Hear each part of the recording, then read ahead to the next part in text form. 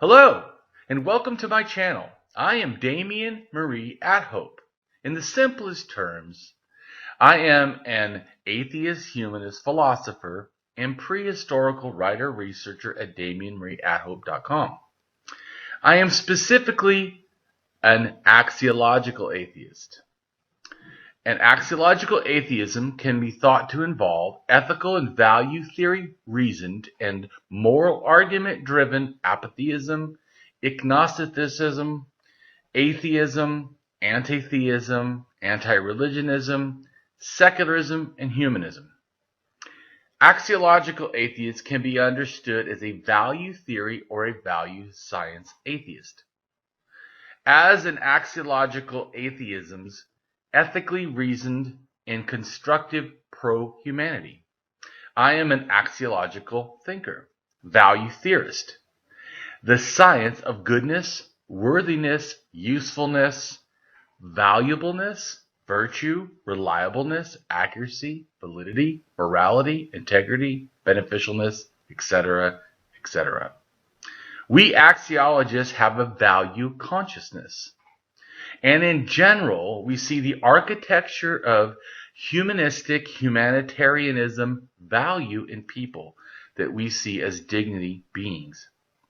Places and things are not. Axiology is a value theory. In its broadest sense, it involves areas of philosophy that are deemed to encompass some evaluative or evaluation aspect. Therefore, it crosses almost all domains in some way or another. Now for a more detailed terms as to what I am. I am an axiological atheist, an anti-theist, an anti-religionist, secularist, humanist, rationalist, writer, artist, poet, philosopher, advocate, activist with schooling in psychology, sociology, as well as I am an autodidact, self-taught in science, archaeology, anthropology, and philosophy. I promote science and am against pseudoscience, pseudo-history, pseudo-morality, things that are found in religion.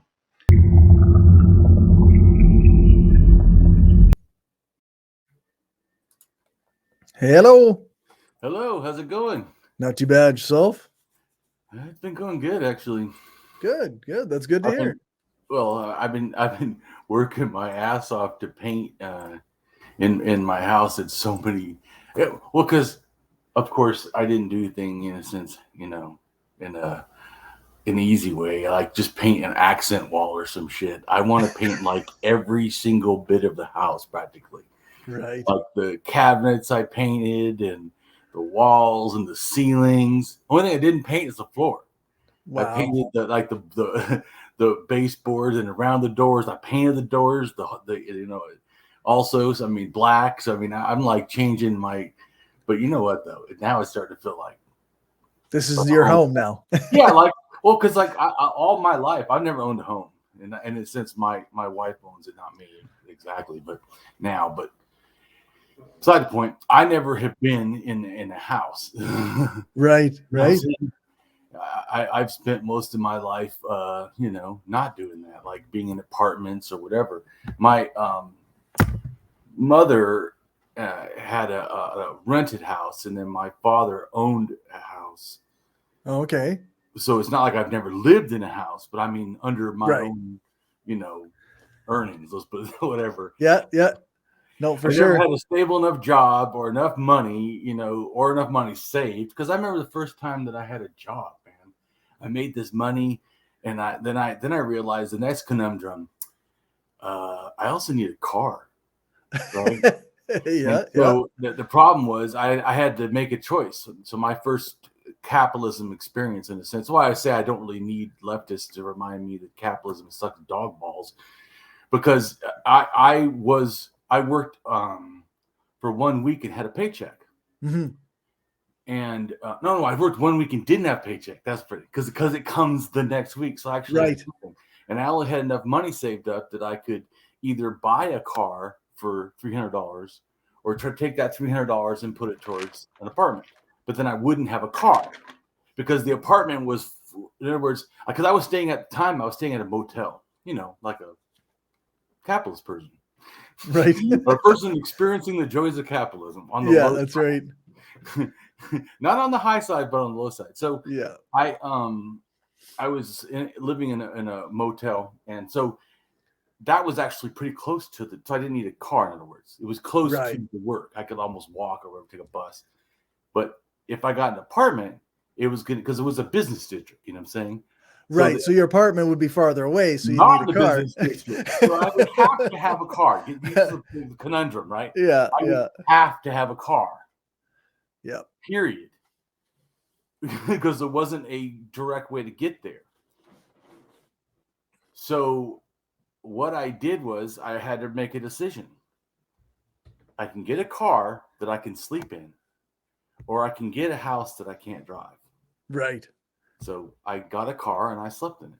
Yeah. And it was freezing cold too. It was during the winter in Washington when it was like -10. I know for you that's probably like, balmy. Well, that's not. I mean, because you're talking Fahrenheit, right? So it's still cold. That's still cold. Yeah. Right. Fahrenheit. Yeah. So it's freezing. That's cold. But for me, that was actually more. I was from Southern California. That was. I didn't know there was such thing as that. I thought you get 0 and that you're good. Right. Right. Or whatever. Yeah. No, I didn't understand. So, but anyway, so I had to sleep in my car, and that was the first time that I realized this isn't right. Something about this. I worked for a week, but they want to make me wait till 2 weeks to get paid to make sure I keep working when I already worked and already owed money. And it already, just to start that right there was and then having to choose, because in other words, if they would have paid my week that I worked, I would have had the money for both the car and the house. See what I'm saying? Right. That's what I was trying to explain in probably too long of a way. Hey, you got there. That's what matters. Right. So, yeah. Yeah. No, that's I find that on some level, everybody has that kind of, like, almost everybody has that sense that there's something wrong with this, right? Because why are we all working our ass off just to struggle to survive? And like, some people are, like you say, sleeping in their cars, and like some people don't even have that. A job. They tell you have to have a job. I had a job. Yeah. Full time. Yeah. And I had worked already a full week, but had to wait 2 weeks to get the paycheck. Exactly. Yeah. And from then it's constant. And then when you quit, you get that extra week later. I'm like, yeah, this just sounds like absolute bullshit to me. You know what I'm saying? You should be like, wait, no, this is not. How is this in my benefit? Yeah, exactly. So Sorry, it's 11:45. Oops. That reminded me I needed to turn off my notifications. Yeah. I always, a lot of times I'll forget, and then I'll get a text in the middle of recording or something. Yeah, I just like am gung ho to do this. I mean, as you know, we have several people set up. Hopefully, they all work out, but several people set up basically because of the subjects I like to talk about, like conspiracy theories, like there's a person who's going to come today, and then or hopefully. We'll see. We'll see. Yeah. But probably.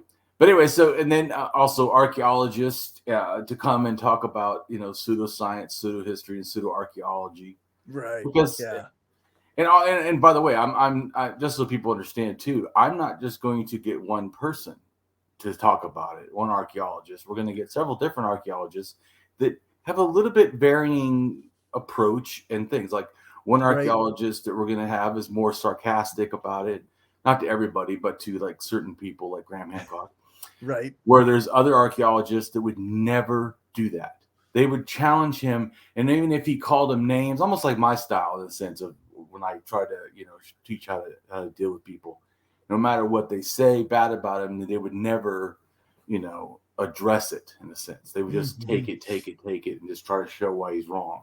Yeah. So, but I'm going to have one of those kind of ones too, So cool. I think it's a good balance. I'm having I see as two, probably extremes, or not totally extremes, but just two ways of doing it. They're totally opposite. Put it that way. Right. And then there's also ones in the middle, like ones that try to favor. I'm going to get that tries to sort of like chum up with the people, which is also a good technique. It's rhetoric in the sense getting people comfortable and stuff. So I don't think you have to do that when you're doing something. But I can see where there's a benefit in that. Especially, this is why I wanted to have different people. Anyways, I want to show that there's not no monolith of archaeologists. Not the way that they do their archaeology, not the archaeology knowledge they have, because all these will have different knowledges. Right. Yeah, everybody specializes in a different way, right? And so they all can show why he's, in a sense, why he's wrong, or why pseudoscience is not good. But they all approach it different ways. They all have different opinions about it. Well, not totally different, but they still, there's one I know that made a comment that he sees that people like Graham Hancock can inspire archaeologists to want to search further and stuff. So you think it might be a mild benefit.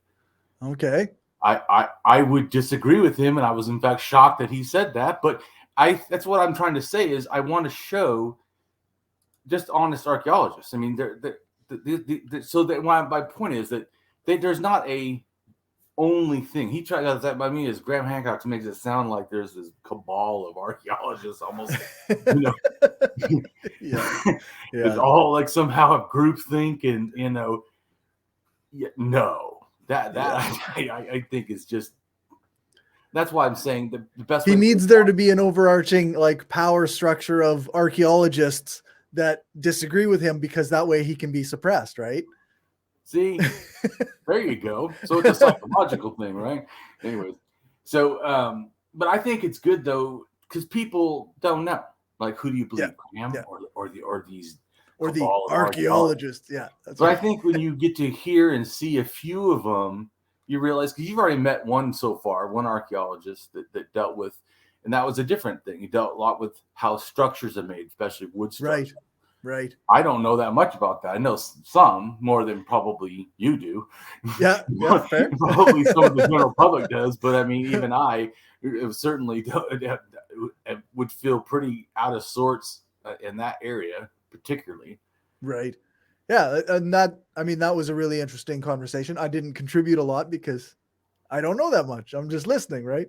But I wanted to say is that you got to meet one. You're going to meet a couple other ones. You're going to see they don't all.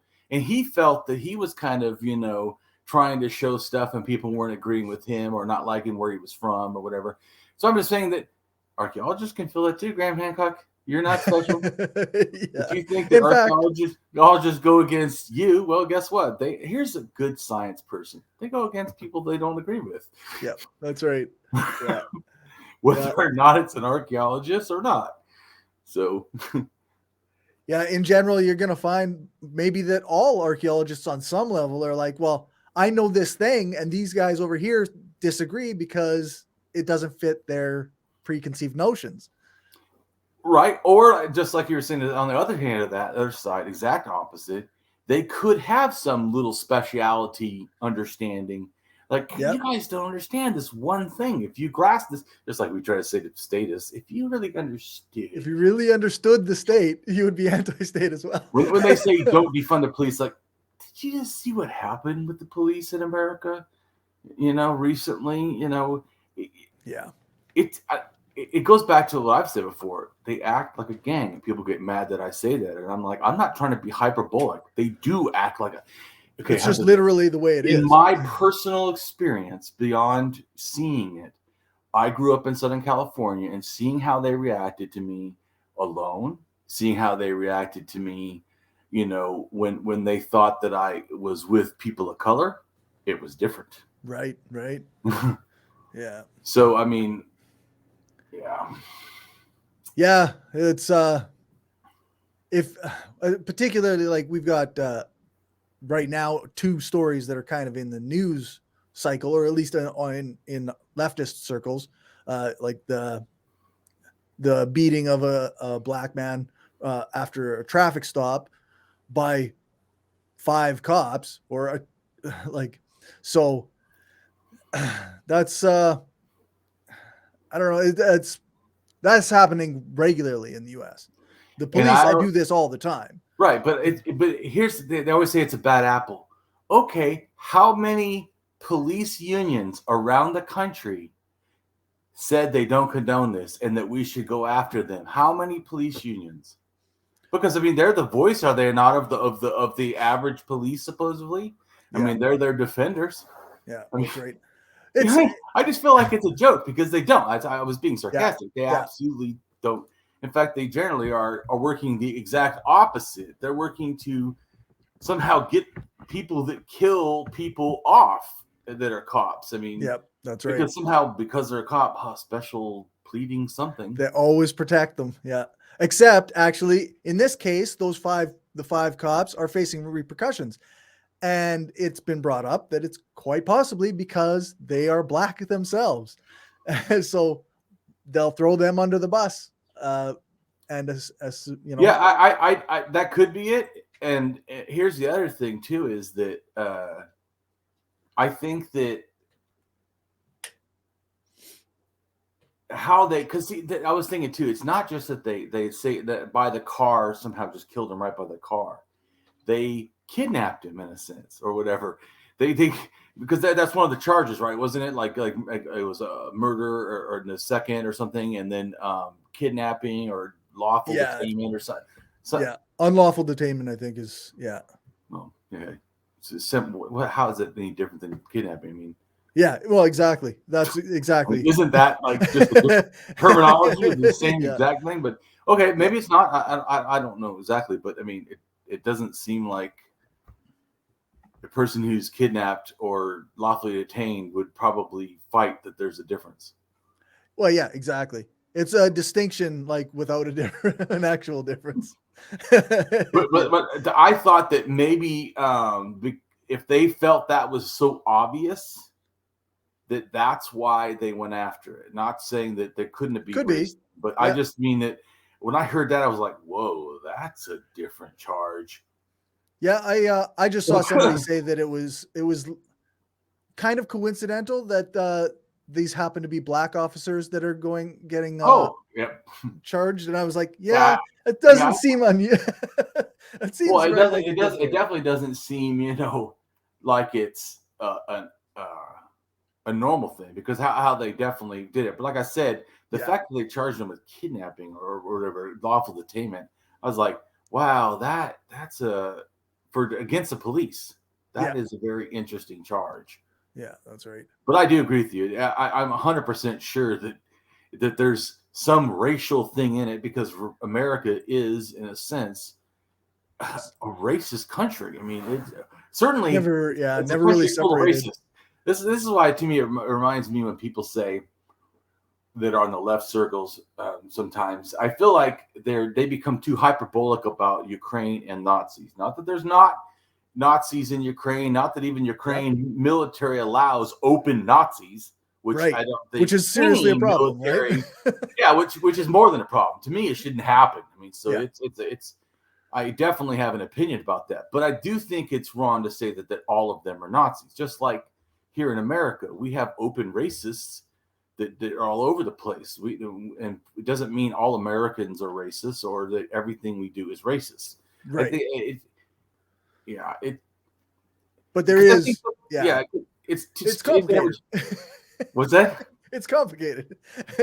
Yeah, well, I'm not saying that there's not racists and all that, or of course. Yeah. There's even gangs. In fact, I watched a show where they said there was gangs in the military, and they even showed like Crips and Bloods and whatever. I can't remember even some other gangs. I don't remember now, but then of course white racist ones, but neo-Nazis. But I mean, in our military, they showed they would like go to Iraq or whatever. We shouldn't say the country because I don't remember, but somewhere in foreign service or whatever, and they would spray, gang graffiti. Okay. The military. Wow. That's pretty wild. So anyways, but my point is, you wouldn't though call the U.S. military a gang because of gang members. In the military, doesn't like talking about this because, I mean, it makes it sound like the military is, in a sense, just training gangs to be better killers. Well, Right. they probably are doing that. So let's just be honest. Yeah. It seems like an accurate statement, actually. Yeah. But that's not the exact same as saying they're doing it for that purpose. You see what I'm saying about the Nazis? Yep. Not saying that they don't have them. So you don't hear me defending that there's not Nazis. Yeah. What I'm saying is the claim that you're making doesn't match the evidence that you have. Yeah, that's right. So that's only my issues. I feel like I'm somewhere in between. I'm not these people that are calling them all Nazis, and I'm certainly not the one who wants to put Ukraine flags and say Zelensky belongs with the Peace Prize. You know, I'm not a big fan of Zelensky. I'm not worshiping the state of Ukraine, but also no, I'm not gonna say that flag and the Nazi flag are the same fucking thing, right? Right, but I also want to. I don't like how I feel like I do agree with the leftist sentiment that the other people are denying. But then I do feel also America denies and doesn't make a big deal about the gang situation or the Nazi or the white power, racist, stuff in our military. I'm talking about, or the sexist stuff where they rape women. It's not that people don't know about it. It's not. We act like. And I'm just saying, like, say, and I know leftists go against America too, so I'm not. But I'm saying that promoting it to the point that we really hold them accountable constantly, it just does not happen. I don't even feel because even I feel like sometimes leftists will say stuff like America's bad, like a general kind of thing, instead of I feel like, well, what I'm saying is that's not that it's not that true. I'm just making a comment that it's not that beneficial. Mm-hmm. Just like if I said, "Oh, I disagree with Graham Hancock. He's just wrong." That is a true statement, but it doesn't get you to the well. How do we know that? Why exactly? Yeah. Not just for my benefit, which is that's why I told you I like to try to if I can teach for other people's benefits, so other people can do better thinking. It's good to be more specific. It's good to be like, here's the thing that's wrong, and here's why it's wrong. And I prefer that. I mean, that everyone. I'm not saying mine because, in a sense, is the only approach people can take. But I think if your desire truly is to champion truth and not just push. Now, I agree with you, like you said before. I do think that propaganda, to me, just my own personal, in a sense, definition or whatever, is just an idea. So propaganda is neither, in a sense, good or bad, because science can be pushed in a way that's propaganda, not in a bad way, though. Right. It can also be pushed in a propaganda way that's not in a good way.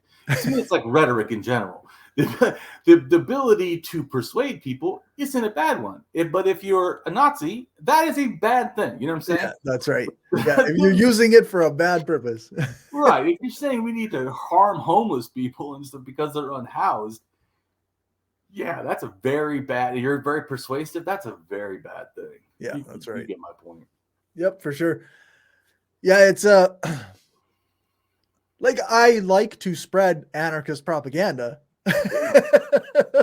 as much as I can, but also like propaganda from, say, the U.S. state or from any state really is not good, right? Right. Well, especially if you do it without. Hey. Hello there. Our guest. I'm here. Sorry.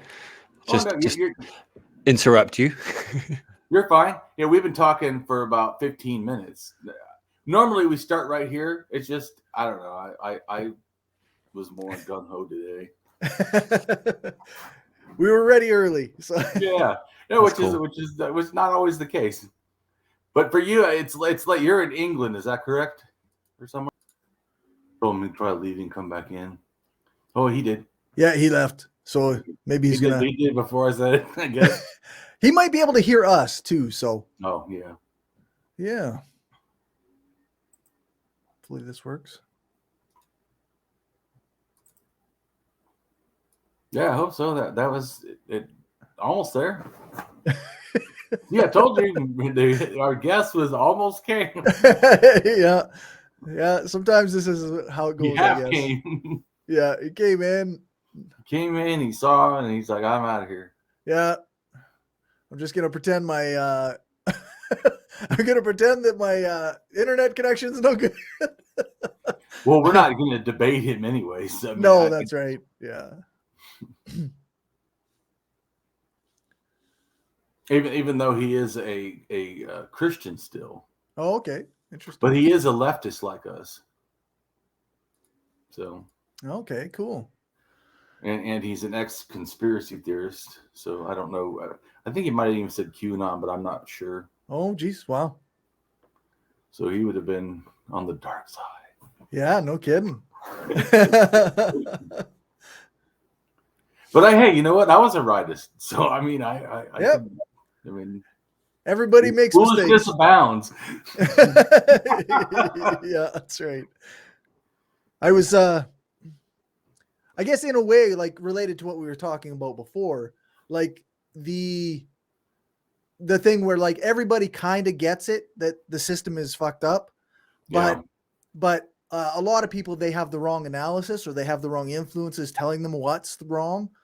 So then that's where you get like people on the right or people who turn to fascism or, you know, it's not the only reason, because I don't want to like downplay the amount of ignorance and anger and hate that those movements sometimes perpetuate, but also like we were told that life was supposed to be good if we just worked hard and, you know, and did what we were told. And it's never worked that way, but that's what we were told. Well, but even if they do, that we're told too, is that, like I was saying about what I realized, is that you're going to be treated unfairly until you die.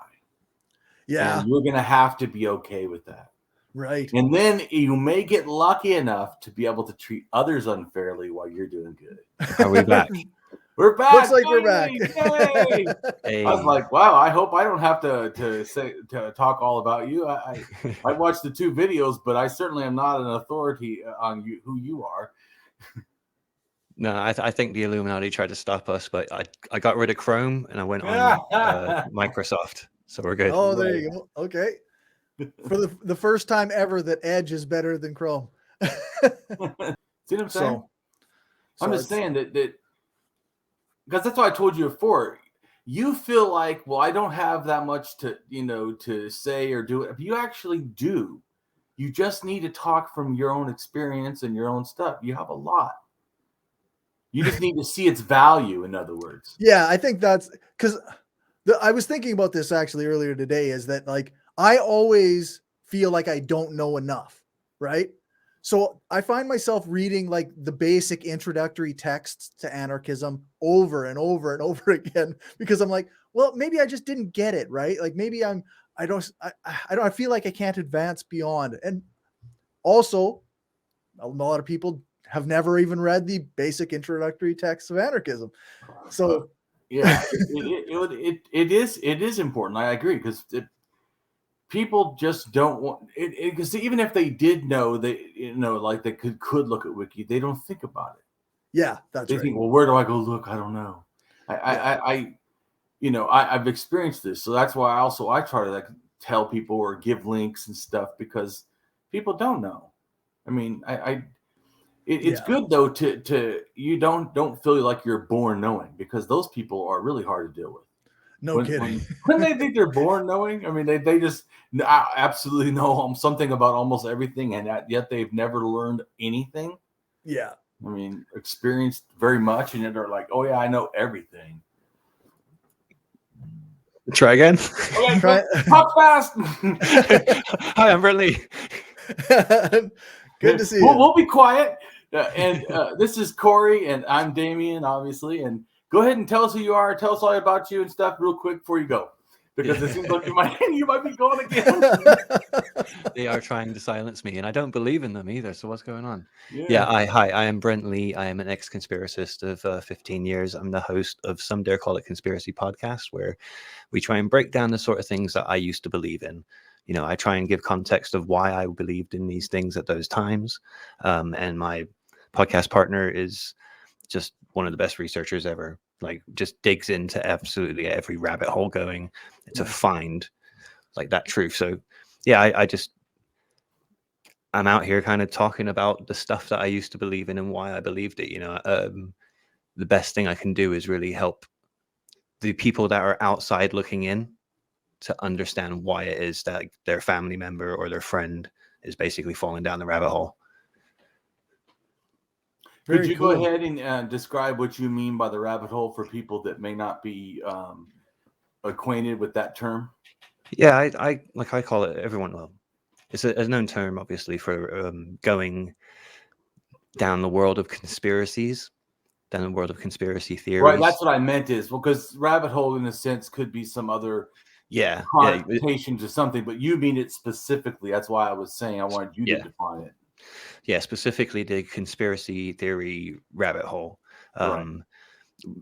I tend to use the term conspiracist, like, for myself, and I like to say it's a little bit different than just being a conspiracy theorist. Like, a conspiracy theorist might just, believe in one conspiracy theory, like JFK or moon landing or something like that. Just someone who entertains sort of conspiracy theories. Mm-hmm. But a conspiracist is what I was, and that's someone who the whole world is built up on a conspiracy. And that's why you tend to believe in multiple conspiracy theories. You think there's a grand conspiracy going on, all the politics and business corporations, all of these people all kind of work together to form a bigger conspiracy. So, you'd get terror attacks like 9/11 or even JFK and any of these things. It's all to like build upon a bigger conspiracy. So I use that term, because I think it's an ideology. So it's an identity. So it's something that you can actually call it conspiracist, who had, and their belief is conspiracism. And that's what I was. Okay, interesting. What is, I guess it's probably a pretty big question, but what are some of the conspiracies that you in particular like connected and believed in? Well, I started off with the 9/11 conspiracy theory of it being an inside job. And that kind of evolved into believing that there were secret societies operating within the government. So like Freemasons, which then opened up to the idea of the Illuminati, which also still like was an overarching conspiracy theory. So it became bigger and bigger and bigger. Over the years, I did entertain so many different ones. Like I said, it seems like every conspiracy theory was game because it could help to build up the bigger. Did you say game? Yeah, but it was game as in like it was open to use for my belief. I understand what you mean. Yeah. I was like fair game, like fair game. Yeah. I because I was like game. Is there like you thought everything was like working as a game? No, so yeah, every kind of topic becomes fair game if it helps to build up your bigger belief, essentially. Right. I'm a big fan. Like, I'm really interested in conspiracies. I have been for a while. Did you believe in like QAnon, or were you out of it before that? Yeah, I was out of it before that, but the building blocks that became QAnon is stuff that I did believe in. I did believe in satanic pedophiles running the world, essentially. The only difference that I would say, like with QAnon, that shows a difference between what I believed is like they believed in Trump. There was a good guy, essentially, and there was a good deep state and a bad deep state, and they had a savior, but the rest of the conspiracy world didn't have a savior. Like, we were the saviors. We were the ones that had to take down the New World Order. The conspiracy. But we still did believe. Yeah. We had to wake you guys up and help like us take them all down.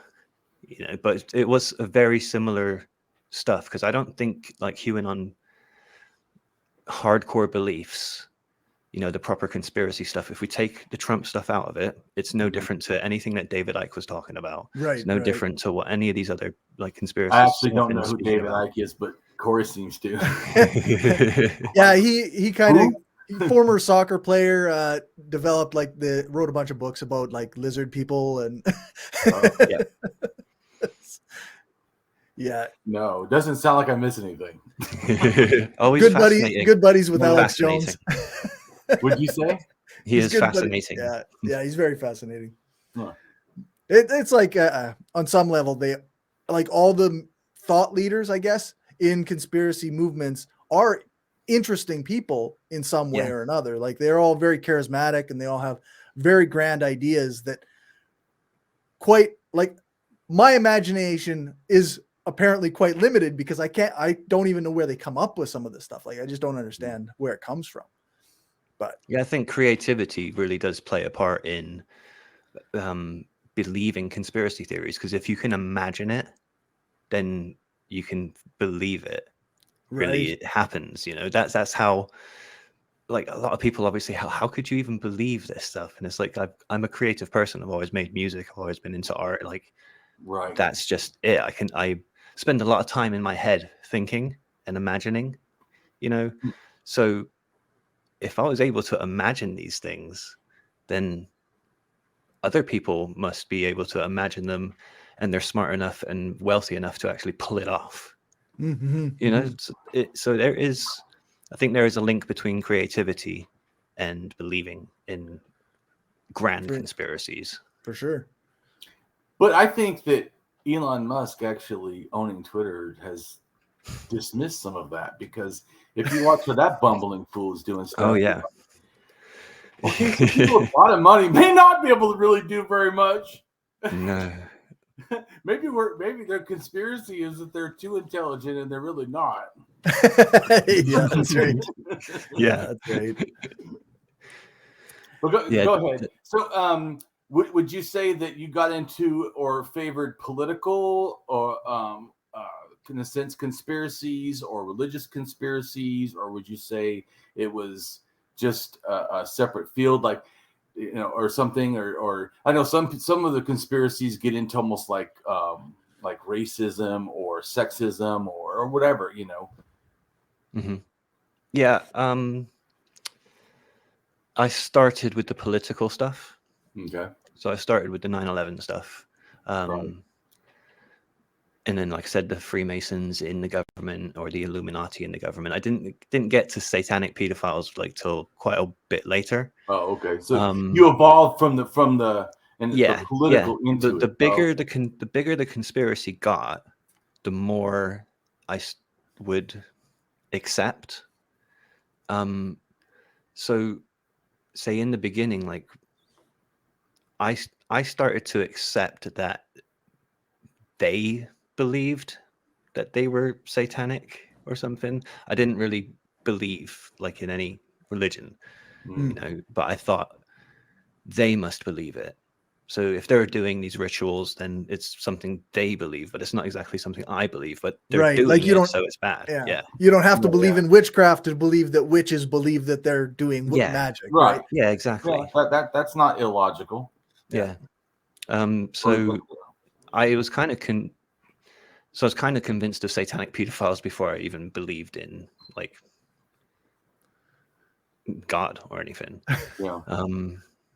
I did eventually like become religious. I am still a Christian, but I'm not an asshole. So, I can sit here and swear. Like, we're both leftist atheists, and we're not assholes either. Yeah. Or at least we try not to be. You're like, well, Damien sometimes is. If you saw my Twitter feed, you might not agree. I'm not an asshole. If you listen to my trolls, you might not agree with me either. Right.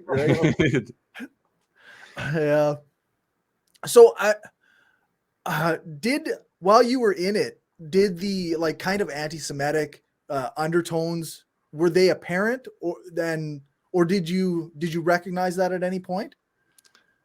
To me, no, they weren't very apparent. It was something that like opponents of conspiracy theorists would talk about. Say about it. Yeah. Yeah. And I even to this day, I still kind of don't believe the trope that David Icke is using reptilians as a code for Jewish people. I still don't think I think at the time he that wacky that he thought they were actually reptiles, like all of Okay. the elites, Right. you know.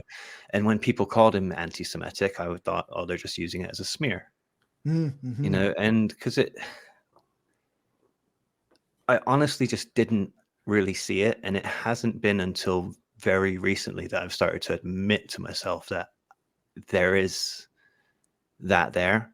Mm. And the reason being is like, because it's not in your face. It's not like, you know, overt racist Mm-hmm. Mm-hmm. abuse. You know, I grew up in Germany. I have a black stepfather and black sisters, and you know, we're in a mixed race family living in Germany, and like we faced racism all the time. You know, like proper in your face racial abuse. So Mm-hmm. I'm very aware of it.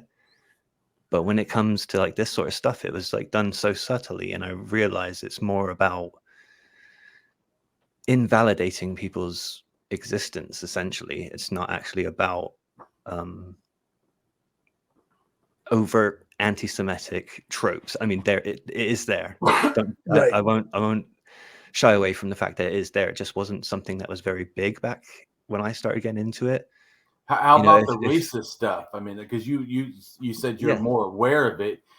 I certainly, not all, but there certainly is conspiracy theories that are racist as shit, Yeah, or totally. certainly have some racist leanings to them. For Well, I'd say like all white supremacists are conspiracy theorists. Mm-hmm. Mm-hmm. You know, it's not that conspiracy theory or conspiracism lends to being white supremacist or racist in any way. But if you are one of those people, you will be attracted to conspiracy theories because a lot of those beliefs are like based in conspiracism, you know, like the Great Replacement or something like that. Right. Like, Right.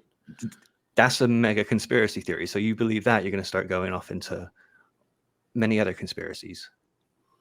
So you mean that they probably get it because of their racism? They seek out, like, in a sense, stuff that proves or they believe can help support or prove their crazy thinking, right? What you're saying? Yes, a Well, lot of it is it's like the confirmation evidence bias. to support my racist belief. I mean, not mine, but Yeah. I'm talking about a racist person, you know. Yeah. To support a racist belief that you're saying is that it could be that they're already, because they're racist, oh, this could maybe justify my racism. Yeah, right? it's confirmation bias and Yeah, yeah. justifying their rage or their hate, essentially. But that isn't the majority of conspiracy theorists, or at least it wasn't back in the day. I can see so much of it today, like so many of the right-wing tropes, essentially, that Yeah. you know, like just this whole anti-Black Lives Matter or anti-Antifa and all of this stuff is like, what's wrong with you guys? They're also anti-LGBT. Yeah.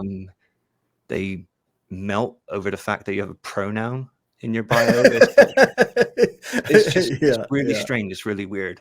But I think it's tied up in the conspiracism. And, you know, I deal with people that talk like this all the time. Like they will say some horrific, like anti-trans stuff and anti-Semitic racist tropes, essentially. But like I have a kind of a different way of dealing with them. You know, I don't want to call them out for the racist or the terrible thing that they've said. Okay. I try to like break down the conspiracy that they believe in, because I think maybe that will help make them realize they're being racist. Then, you know, because the minute you call someone a racist or a homophobe or anything like that, you shut down the conversation. They put up a defense and they don't want to talk about it.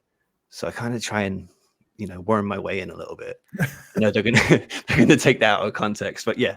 do you find that same thing with using the word conspiracist or conspiracy theory to someone who believes in stuff like that? Yeah, totally. So you're saying in a sense that you wouldn't use that term to them, even though you use it for yourself. Yeah. I mean, I try and say, like, are you a conspiracist? Because they always like to act like, oh, if you call me a conspiracy theorist, you're attacking me.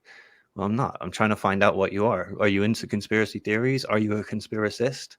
Right. Like, at the end of the day, like when I was deep down, I wore the conspiracy theorist badge, like, proudly. You can call me a conspiracy theorist all you want. I don't care. I'm a truther. There you go. Like, that is Yeah. it. Yeah. That was the 9/11 Wasn't there a truther movement thing. called the Truther Movement or Yeah. something? Yeah. Well, it did I don't know evolve. what it's about, but Yeah, it evolved. Like, it starts from 9/11 truther, but then everything Oh. became a truther, you know, and Yeah. it just became the truth movement. So that was like the entire, what I call the subculture of conspiracy. You know, that is the truth movement. I'm curious, like, how did you deal with, like, because some of these conspiracies, they have like contradictory ideas, but somehow people believe them at the same time. And I'm wondering, like, did you experience that, and how did you reconcile, like, when you experienced two different contradictory ideas? I'd have cognitive dissonance, I guess. And I would try and move the goalpost to try and make it fit.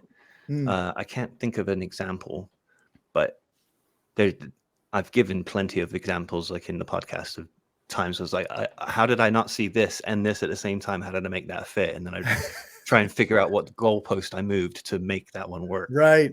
You know? Yeah. Like, for instance, okay, actually, towards the time of me coming out, like in 2017, I came out in 2018, but in 2017, I had kind of got so disillusioned with the movement, with all these different conspiracies that were kind of coming around. The Sandy Hook, like, crisis actor hoax narrative, that was like something new. That kind of thing was being repeated. There was flat earth stuff and like all this cloning things, Pizzagate, QAnon, and I thought, this isn't all tied in with how the truth movement we've been building for the past 10 plus years. So what's going on here? It's a psyop by the Illuminati trying to make us look stupid. That's what it is. It's an attack on us. So that's the kind of thing I would do. You know, you try and justify. That makes sense. Yep. You know? I guess it's like the January 6th guys.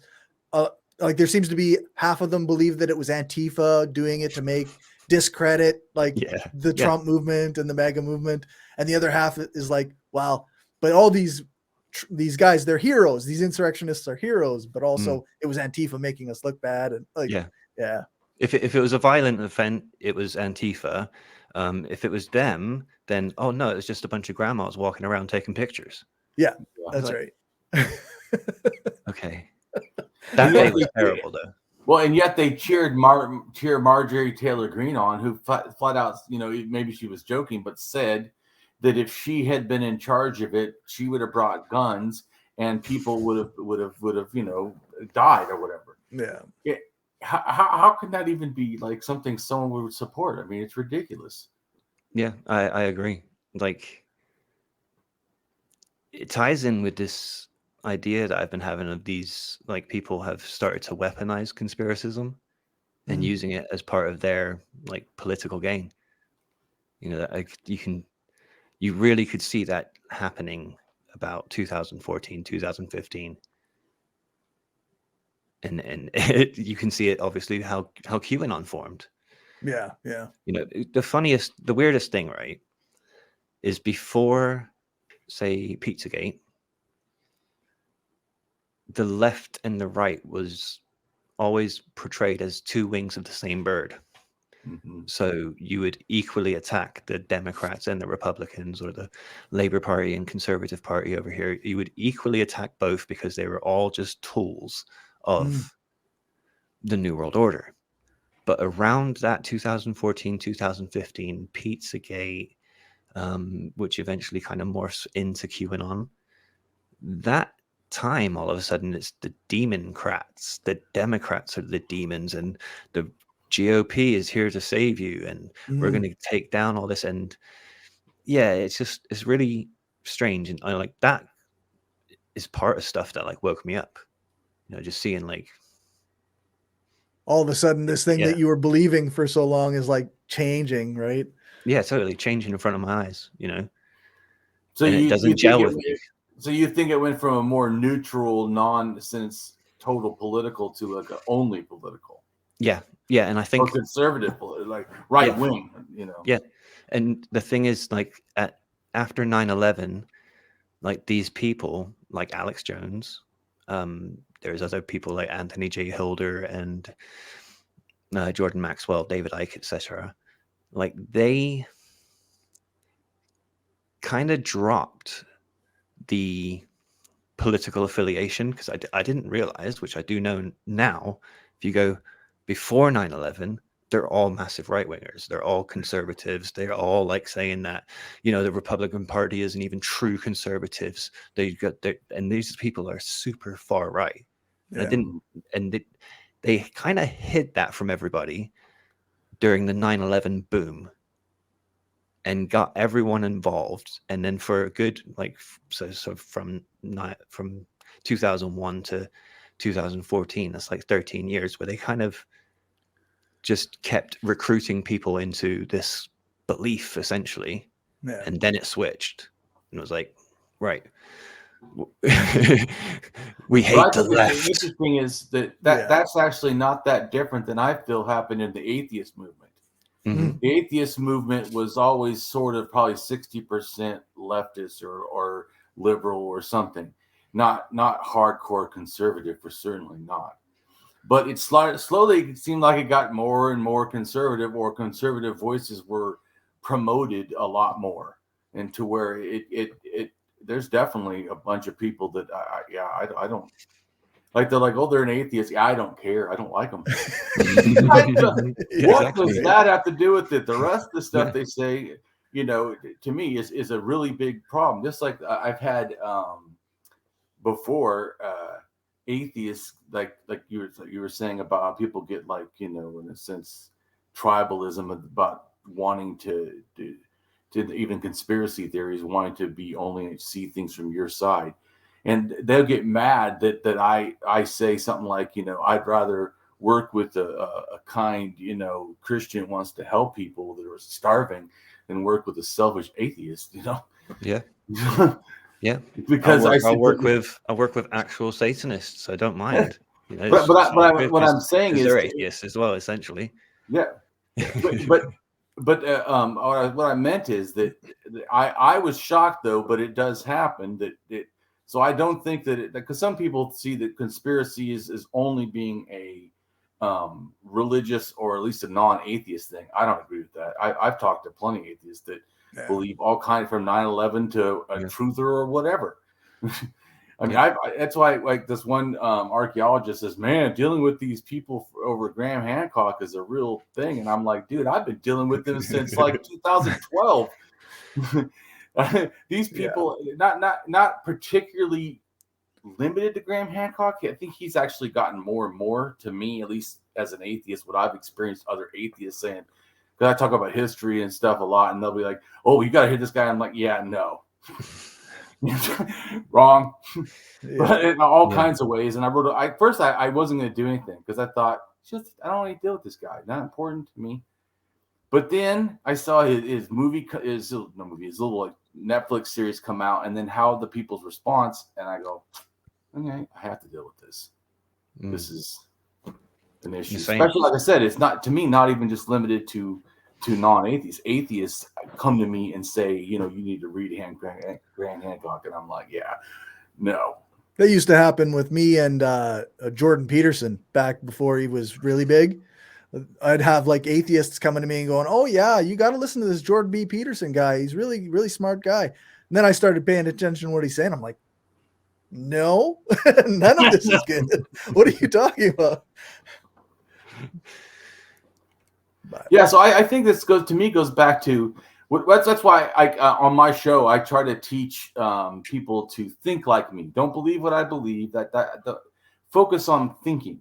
And so I try to teach thinking. So I think that what I try to do in general is that, like, say, I'm a rationalist, not a skeptic, so I use reason to how I get to doubt. But that doesn't mean that doubt's not valid. And the part where I do agree, in a sense, with scientific doubt is that all things are always open to challenge and change upon new valid reason and evidence. And so that's what I try to do and teach, is that people, because I think that's what I'm trying to say, like how you can get in or out of a conspiracy, it certainly has to be that you're applying critical thinking. You're starting to analyze, like you said, what are they trying to make me look stupid? So you go to analyze what's going on. And then but I think that also you chose reason over your own opinion, and which is a hard thing to do. I mean, it really is. But reason, that's why I've said before, reason is a revolutionary process because it requires its users to change at some point, to reason over opinion. No matter what it's about, eventually, if you're a reasonable person, you need to change to what is reasonable. Yeah. And so, but it sounds like oh, okay, easy thing to do. It's not. It's not. But that's also why I think, for me at least, I know that probably a lot of people, but for me at least, it's ego. I have to I always, to me personally, say I kill my ego. I try very actively, because I'm actually pretty arrogant, but so I try to. You know what? It's good to know who you really are, right? Because then you can actually work with it. It's like if you're only born, with two legs, like everybody. You can only do what that can do. You're not, in a sense, like a horse that can go really fast. So I need to know who I am, because this is important. But like I was saying, is no matter if I am a genius or if I'm not, I need to be able to think correctly. And one of the things I think is that we need to be epistemically humble. Epistemic is like in philosophy, it relates to knowledge. Like if we actually don't have evidence, it's not that I speculate a lot, but I say it's speculation. Mm-hmm. Yeah, you have to declare. I say no, really? I have evidence of. Yeah, no, that's how I approach things now. It's like, let's say, for instance, the Epstein suicide. Was he murdered, or did he commit suicide? Yeah, to me, know. But I'm saying, okay, look, the evidence suggests that there was no foul play. So I have to go with, the likely solution is that he did. Right. No, that's what I'm saying is that people don't. That's why I try to tell Cory. A lot of times people say, "I believe." What you really mean is you speculate.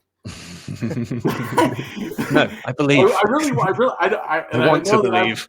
Yeah. Well, what I'm saying is most people, what they really mean by that, if you dug down, is you're speculating. Even if they say, I have faith, you're really speculating. You don't really know. You don't have the evidence to support a thing, then you don't know it. Anything I think outside of that is some form of speculation. How reasonable or unreasonable, because I think there's totally unreasonable. Like when you look at the pyramids, you go, aliens. That's unreasonable. To me, especially when the stuff that we know of when and how they were built and everything, like, what? But that's what I'm saying about speculation. That's a speculation. So, because I know sometimes even archaeologists will say, well, I don't want to speculate, but what I think is this. Well, then you did speculate. But you mean it's a reasoned from some sort of evidence. Because to me, I always say that truth itself is just a claim. It's like a position of something. You have to justify why whatever deserves to be in that position. So to me, that's why every claim, in a sense, every statement, everything has to be justified, or you should try to. That's also why I don't like thinkers or people that don't justify and then say I don't have to justify. I'm like, oh, you don't want to play the intelligence game. It is. Because it should be. To me, every honest thinker should want the truth. I mean, should, right? And then they should be willing to change to the truth. Because if you say you want truth, it can't just be, well, it has to fit my belief system. Like you said about being a conspiracist, it has to fit a conspiracy.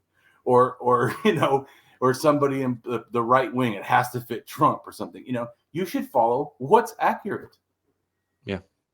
And so, and I do agree with you that unless we have reason to think otherwise, then I don't have any problem with standard beliefs. In other words, like you say, Epstein, is not an inside job or something, or 9/11 is not an inside job. All these, if we don't really have the stuff, then it's not really reasoned. Like just like I had two speculations, right? And both of them were built off of some scientific evidence, right? Well, one, the scientific evidence got stronger, so it almost like they're agreeing that I'm right. So to me, it's almost like it's proved, or I call it sound. Something is sound, it means it's almost confirmed. Still a speculation, but boy, it sure looks like that's the answer. Then another one is that the evidence changed. The archaeology had before thought that everything was at 7,000 for millet grain. I'm not going to go into explain all about this, but just the concept. But then they said that's wrong. They updated and said now it's not 7,000, it's 4,500 or 4,000 whatever. And well, then my whole belief was built off of it had to be 7,000, which before there was evidence, but now the science has changed. My belief immediately, like I asked Cory, should I keep believing my belief or my speculation? Because it wasn't whatever, same thing to me, really. But so should I keep believing it? Should I keep following that speculation? Should I keep holding, like Graham Hancock? Should I keep holding on to it? And the answer is no. I no longer can. No, exactly. Honestly, I no longer can, because what I thought is now changed. So you have to update to the thing. So I always say truth to me is like this position we idolize, but it always needs to be staying on a firm ground of reason and evidence. And sometimes the evidence will change or the reason changes or whatever. It could get better. It could get worse. And we need to be honest and have good belief maintenance and say, I need to in a sense, address this. Not do I like it or not, but is it supported? Should I? And this is why I think it's like I say that there's, in a sense, belief etiquette. We should have reasoned belief acquisitions, good belief maintenance, and honest belief relinquishment. If we can do these three things, I think you're doing, in a sense, critical thinking. You're trying to process what's going on. And I also feel like a lot of people will hold other people accountable for every belief, but themselves nothing, or very, very little. You know what I'm saying? Like total hypocrisy. And that's why I debunked myself. No one else figured out that my speculation, but I saw it. And then I went and researched more to see if that was correct and found something else that also helped debunk me in a sense. And so I made a blog and said, see, I had to change. Yeah, I've been on that journey myself for a long time since coming out. Like you said, just trying to reason with the truth, essentially, because that's what I wanted. That's why I was able to, not hold on to an opinion that I had, because I could see things were different. The time when I was coming out, there was, like I said, Trump. There was over here we had Brexit, the Brexit vote, and Jeremy Corbyn taking over the leadership of the Labour Party, and I saw that my previous belief was no leaders are installed without explicit permission from, say, the New World Order. Right. The term is the motto is usually leaders are selected, not elected. And I witnessed people power putting this guy in charge of a political party. And I saw, how it happened also in America, the big support for Bernie Sanders. And I could also see how the DNC, scuppered his chances. Right, because the establishment, the existence of the establishment isn't a conspiracy, right? Yeah, exactly. It's essentially like neoliberals, isn't it? So it's just centrists, essentially. Yeah. But I could see, the world was actually a lot more different than what I had believed it to be.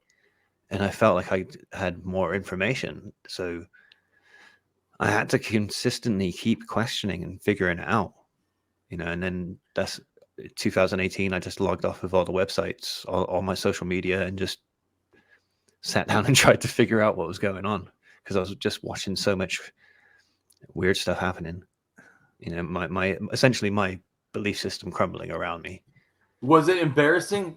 Luckily when I changed before, for me, the similar experience would be when I went from being Christian, I went to college and learned archaeology stuff that blew my mind, and I stopped believing. I never believed another day. For me, though, when I first started, I still believed in afterlives. I'm talking about after I became an atheist, because I didn't know. And like you said about being conspiracies or whatever, I wasn't exactly a conspiracist in a whole bunch of things, but I thought there was an afterlife maybe that was atheist or whatever that everybody went to, you know. And so I still thought there was ghosts and stuff. But all right. But I kept being open. So I thought, you know what? If I think there's possibly ghosts, I'm going to go to a haunted house. I paid money, went to Georgia, went to a haunted house and stayed there like almost like 3 or 4 hours, whatever it is, you know, in the dark, you know, in the dark. And they said, whatever you do, don't say bad things. I said as many bad things as possible. I kind of got scared of myself. I thought, oh shit, maybe I'm overdoing it, you know. But nothing happened. And then I walked out of there no longer believing in ghosts. That to me, I'm just saying, like, I feel like you tested your belief system, which I think is a healthy thing to do and not enough people do. Test your belief system to think about, is what I believe really thing? And then take it serious in a way like I did. I said, I'm going to go try this because I think I'm going to find a ghost. But if I don't, I'm going to be okay with that too. Exactly. I wonder, did your conspiracy beliefs, did you ever get into like climate change denial too, or was that? Oh, that was a default position. Oh, is that right? Oh, really? Yeah, that's default. Yeah, because when it's you believe all of these things are manufactured lies. by. Yeah, exactly. It's a lie. Well, And can you the tell us common what other things are default? Because I don't know. Anti-vax is default. Okay. You know, straight away against big pharma, of course. Like, because when you're into conspiracism, you already imagine that the New World Order is trying to depopulate the world. Okay. That is okay. what you imagine. Why? That why? Huh? Why would the New World Order want to depopulate the Earth? Because there's too many of us. There's not enough resources. Okay. They actually. It's like the Malthusian myth of overpopulation kind of thing. Yeah, essentially, that's it. So, you know, the things that used to drive it was the Georgia Guidestones. You guys have heard of these? Yeah. I don't know much about really them, know but that I do. much about them, but I've heard about them. They have some kind of different. Is it multiple kinds of writing or something on them? Yeah, lots like I think it was like 8 different languages or even more than that, all giving like new commandments for the future, basically. Like, and on one of it says keep the population beneath 500 million people. Oh, don't that let would it be go. a lot of billions of people dying. Like, Yeah. seriously, a lot. Yeah. We're not even Yeah. close to achieving that if that was the Yeah. goal. But that's like one thing that used to, I guess, solidify the beliefs and all that. Okay. Plus, Agenda 21 from the UN and things like this, and it's the end of the day. I don't know that either. I must be really stupid about conspiracy theories. What did I do bringing you on here? I don't know anything. No, that's quite a good reason, right? I mean, essentially, these things are about sustainability and like how to, you know,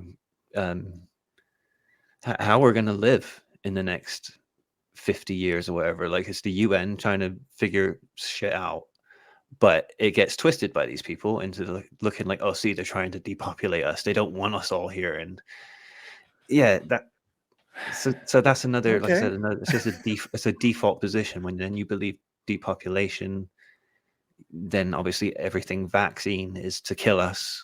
You know, the chemtrails are to kill us. It's all this stuff, this constant assault on us. And we say we didn't live in sucks fear. at their job then. Yeah, I've noticed that. I haven't noticed that. The population keeps going up. They really are bad at this.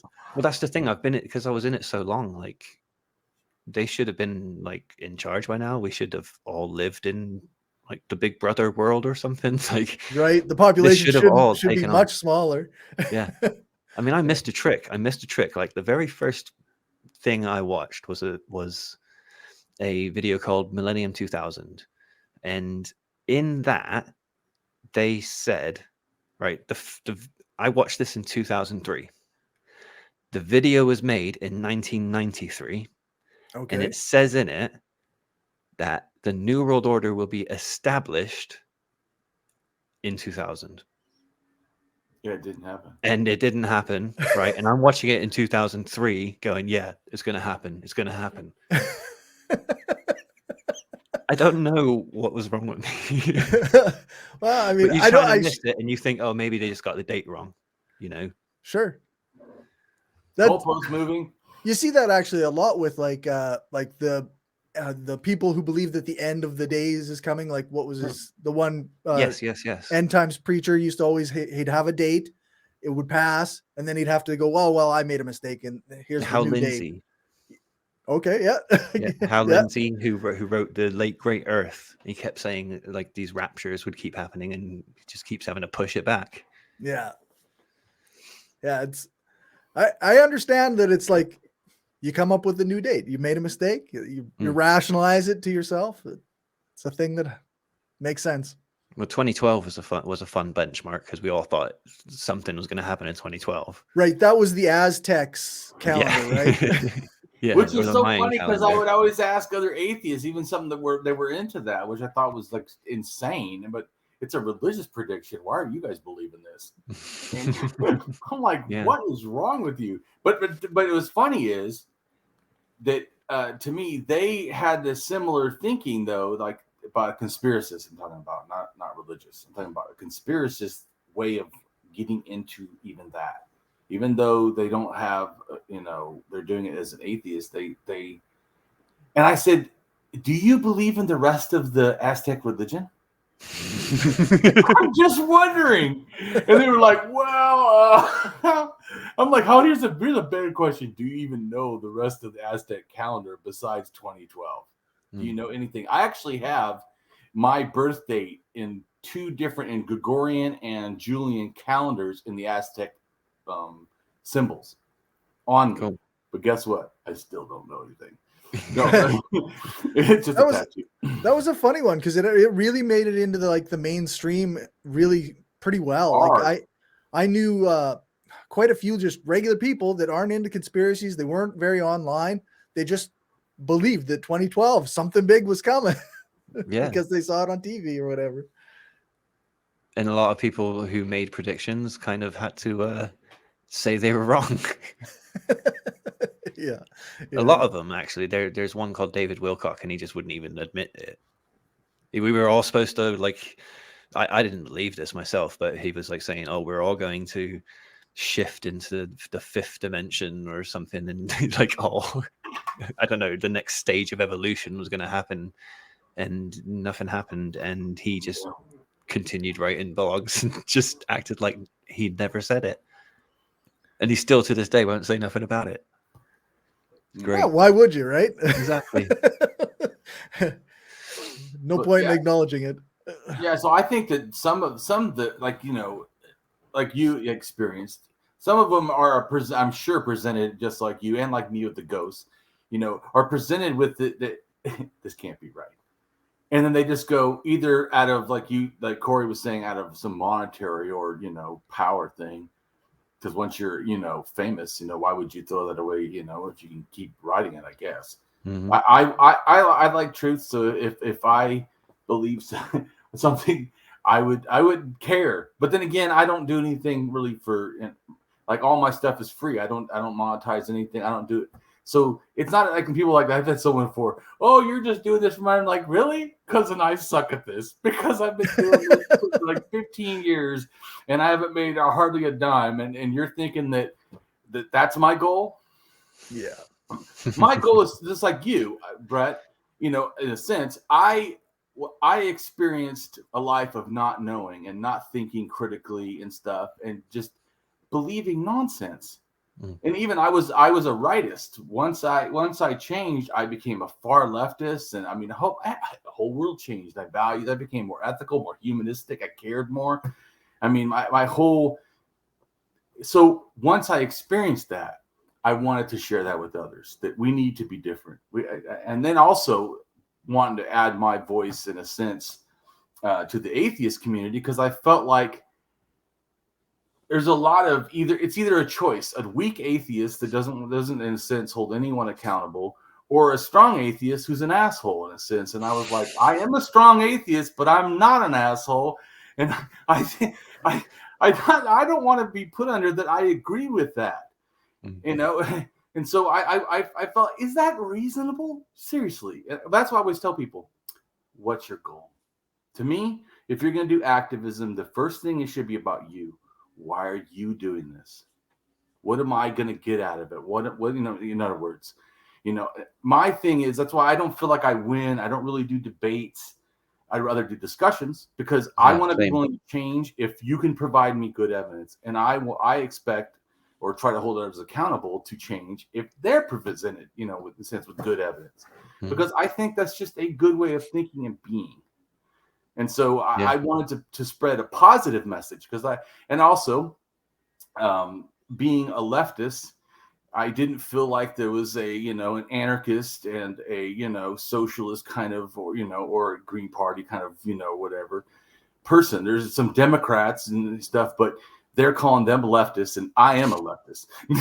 Yeah. Yeah, that's really the funniest thing, like calling Hillary Clinton a communist is like, That's right. She's almost like, she's like, what, 2 spots from Trump? I mean, she's not that far from being, except she's a little less authoritarian. That's it. She's like, I think 4 or 5 down from him, but she's not that far. Same with Joe Biden. He's only like 2 over. He's not. Yeah. He's pretty right. That's why I thought it was unfair. Seriously, in a sense, the talk about Bernie Sanders. Just for a second. Not that I worship that guy either, but right. I did vote for him twice because he's closer to my values than any of the other ones ever been. But anyways, the point is, they said that people voted for him because he's a male and wouldn't vote for Hillary because she's a female. No, Hillary is a neoliberal, pretty much a conservative that just has some milder views than a regular conservative. I'm sorry, it's not even a chance to say that she's the same as someone who is a progressive. Don't lie. Yeah, and the thing with Hillary Clinton is that it was tough to sometimes differentiate between the conspiracy theories about the Clintons and the fact that the Clintons actually have funding and their hands in some pretty awful stuff in various countries like Haiti. Like, they're not good people. No. But the right, if you have believed what the right was saying, well, they like, what was it? Benghazi, like Hillary was personally responsible for the death of these people. Or like saying that Hillary couldn't serve because she had emails that were government emails. Yeah. Where then when Trump has actual top secret documents, they want to raid not Trump but the FBI. You're like, what? I thought you guys were the pro police. I mean, am I getting confused here? Yeah, right. Yeah, like defund the FBI. Absolutely, let's do it. But but you guys have the wrong reasons here. Yeah. No, it's tough because like the right, like they obfuscate things so much that legitimate criticisms of people like Hillary Clinton get bundled in with the conspiracies and the bad faith criticisms coming from the right winger.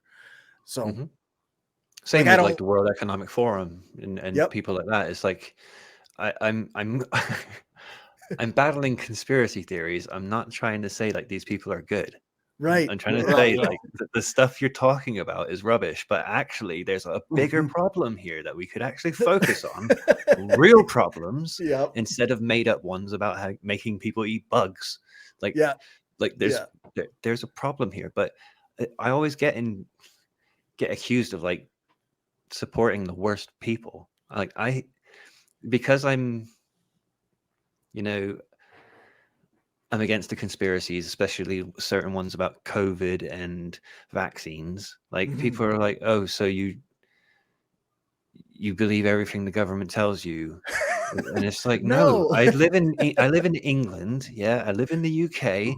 We've got a conservative government that was installed by Boris Johnson. I absolutely hate them. Yeah. Absolutely hate them, especially Boris Johnson. I know he's not in charge right now, but he was a misogynistic, racist prick, and I totally hate the person. In fact, they are conspiracists themselves. Like, I do not like them. I hate my government. I hate them. So stop acting like I work for the government just because I don't believe your conspiracy. Yeah. Yeah. I agree, exactly. and I've had similar stuff too. When I say that I'm 4 or 5 vaxxed, and I got boosters, whatever. I mean, I wear a mask still when I'm in public. I have still to this day not stopped using a mask, and as soon as I get back to my car, I have alcohol. I wash my hands. And you're in Florida, so you actually, that's a really good practice. I'm in Florida. I know. Yeah, Well, no, I'm in Florida, so yeah. Like, Are you haven't Florida had, man? yeah. Oh no, actually, Are you Florida man? I keep hearing about. No, actually, I was born and raised in South California. I born, I guess, in Long Beach, and raised in both Los Angeles and Orange County, Orange County. After I think 10 or something, or I don't know exactly, but anyways, but yeah. So I'm from California. I'm not. They know I'm not from here. Because you're wearing a mask. That's yeah. Yeah. Well, that tells them that what kind of political beliefs they think I am. They think I'm a Democrat, So, yeah. But like I told you before, though, I choose when I'm in here in Florida to vote Democrat, even though I actually don't support them, just because I feel like they're the only stop against the Republicans who are doing anti-trans and all kind, and abortion stuff. So to me, because I heard some leftists that say, that we should never do that because it just supports them. Well, I don't know. Is there any other challenge against that's better, that is actually could go against the Florida government? Because I don't know any. I Florida's like right as hell. I mean, you're not luckily to get almost a Democrat in, let alone anything. So I mean, here's their thing too. If I had to, I would choose a more milder Republican. Because I am a mutualist. I want as much benefit for the people as we can get. That's not my goal. That's just like putting Band-Aids. In other words, that's like someone saying, I can't put Band-Aids on you because you haven't died yet, or you haven't, got a life-threatening wound. No, you should be trying to care for the person the whole time, to me. Now, when I was in Seattle, I would vote socialist as hell because there's a strong-ass socialist party. Yeah. So Democrats were not getting my vote because fuck them. I don't have to. I had another party that was fighting and winning stuff. So I was standing on the street with socialists and stuff. Of course, some of the things they said too, I was like, oh, come on now. He's like, dude, we're all going to get big screen TVs and I'm anti-work and stuff. And I'm like, what? What do you? Okay. How did these TVs get to your house? Did you don't work? Did they just show up and they mount it for you and everything? Big screen. And how about this place you live? It doesn't take any money. No, I'm like, okay. I understand. Yeah, you're really gonna have to. But on a political thing, I'm 0% utopian, which I was proud of. Actually, I was like, wow, I'm exactly like I think I am. Because that's people say I'm a socialist, I must be utopian. Well, I'm saying, but if they say you're a socialist, must be utopian. I'm actually zero utopian. Yeah. But my point is that for me, if that was attainable, why wouldn't I want that? I just don't think that's possible for us to get utopian. I feel like that's, in a sense, not an attainable goal. When someone says, like, I'm going to be perfect. Well, you're going to be perfect for this moment? Because even the best sports person is not perfect every single time throughout their whole life. Even at a certain point, if they were perfect, eventually they get older or whatever. They're not going to be perfect. Someone else is going to be better. I mean, I talked to a guy a couple years ago now who he defined utopia as not a destination so much as the process. Like we're working towards it all the time. Like that doesn't mean we'll get there. We won't get to a perfect society, but we're always working to make that get there kind of thing. Well, and that's why I said as a mutualist, if you said voting to be better, then okay, I'll vote. I still want revolution. I still want mass change. If you said that say the Green Party can do it, I'm like 97% aligned with the Green Party. I took a test. I was like, wow, holy shit. Yeah. So, I mean, but if they only get 1% of the vote, to me, that's not doing what I would like to do, is support more change now. Like, can we, do something? But I don't also feel great about it, because I feel like, are there not kids still in cages? Are we still not using Trump era policies for people at the border that want not people that are trying to come over illegally, people that want asylum? Imagine if these were Jews, right? Because I know the Holocaust things happened, right? Didn't America turn away many Jewish people? No, I know they did, but I'm saying, is that something that we should feel proud about or shameful? Yeah, exactly. That is my point. Is that is the behavior that we're doing not letting asylum seekers? Yeah. So I and the fact that they don't speak about that every day or often or make a big fuss about it is very irritating to me.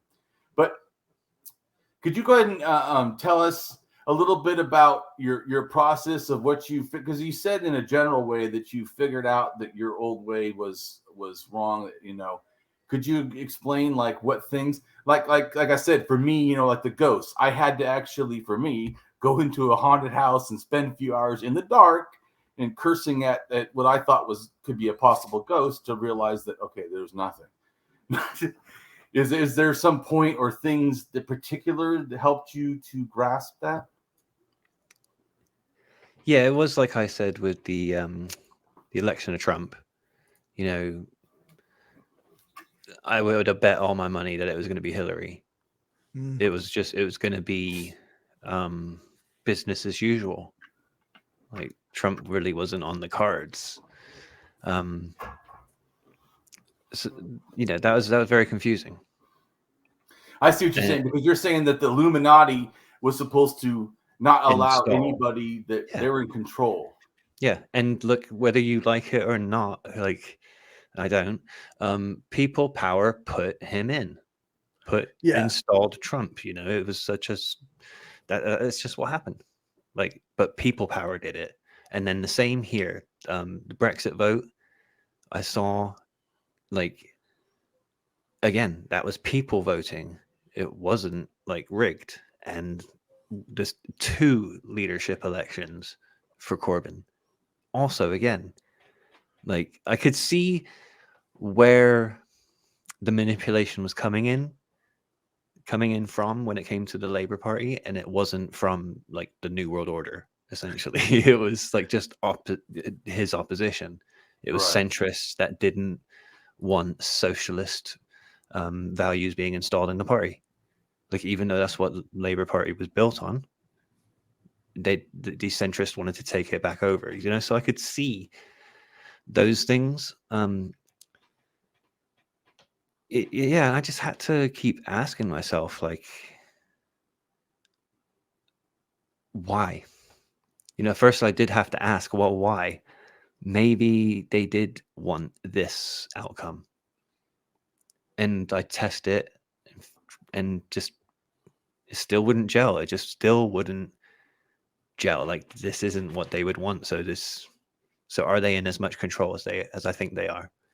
And I just had to pull myself away from the rest of my community, pull myself away from the echo chamber, and having my beliefs consistently like confirmed by the people around me. And I was with my partner, and like, we're still together, and we went through this whole thing together, because we would like bounce these ideas off of each other. How does was this your work? partner also a conspiracist? Oh yes, we met because of it. Oh. You know, we didn't want to be with anybody who wasn't Oh. a conspiracist. Fair. So, Yeah. you know, that's how we met, through the movement. We went through our beliefs, and I think we probably egged each other on a bit. You know, we had a bit of a mild, what is it, filet à deux? You know, where two people make themselves crazier. Like it's that sort of thing. Like I think that maybe was going on with us, but it also helped us like come out together. Yeah, again, like I did believe in the extreme religious side of it. You know, I did think that, like, say the New World Order was installing the Illuminati was installing a New World Order so that Lucifer could reign, so that the Antichrist would come and he would reign over the entire world. But there was around the same sort of time, I started looking a lot more into definitions of words and historical context of when these words are spoken. So what I mean is basically like, well, what was Jerusalem like in 30 AD? You know, what was going on with what Jesus was saying? Like, if we want to just say that he's a historical person who had followers and some of these things were written down or whatever, what did they mean in that historic context, in that cultural context? You know, and I came to find things that would explain like what hell meant, or Gehenna, like, is what Jesus would refer to as hell. And I found basically that, you know, he's not talking about Dante's Inferno, hell. It's literally, there is a place in Jerusalem called Gehenna, and that was the city's dump. That was where you took all the trash and you burned it, and all the animals would come with their gnashing teeth and like eat the scraps and stuff like that. So it has this hell-like image. And what he would say to people, if you're not going to like do good things or whatever, you're better off just being in Gehenna. You know, or banish you to the rubbish pile, to the garbage pit, whatever. It's like when we That's kind call of somebody trash online Yeah, now. get in the trash. That's basically what he's saying, right? It's not hell. So that kind of like really started changing. Even my the beliefs. Christian hell isn't really exactly similar to, in all ways, to the Jewish version of. It's stuff that I've like learned more, and it helped me like pull away from the more extreme religious beliefs that I had about Lucifer or hell or the afterlife or anything like that. Like it stopped me thinking that there was these occult rituals going on, because I just didn't believe that they did anything anymore. You know, I think like I don't believe in an antichrist. I don't think there's going to be an antichrist. I think it's absolute bullshit. Like the thing is that was wasn't the Revelations where people get the Antichrist actually written? I think it was Rome. I when it comes to the Bible, that's not something I've read it twice. Yeah, you're going exactly where I'm going. Oh, okay. Yeah, it's about Emperor Nero. Right, exactly. 666 is about Emperor Nero, and it's about the time that John was alive writing it.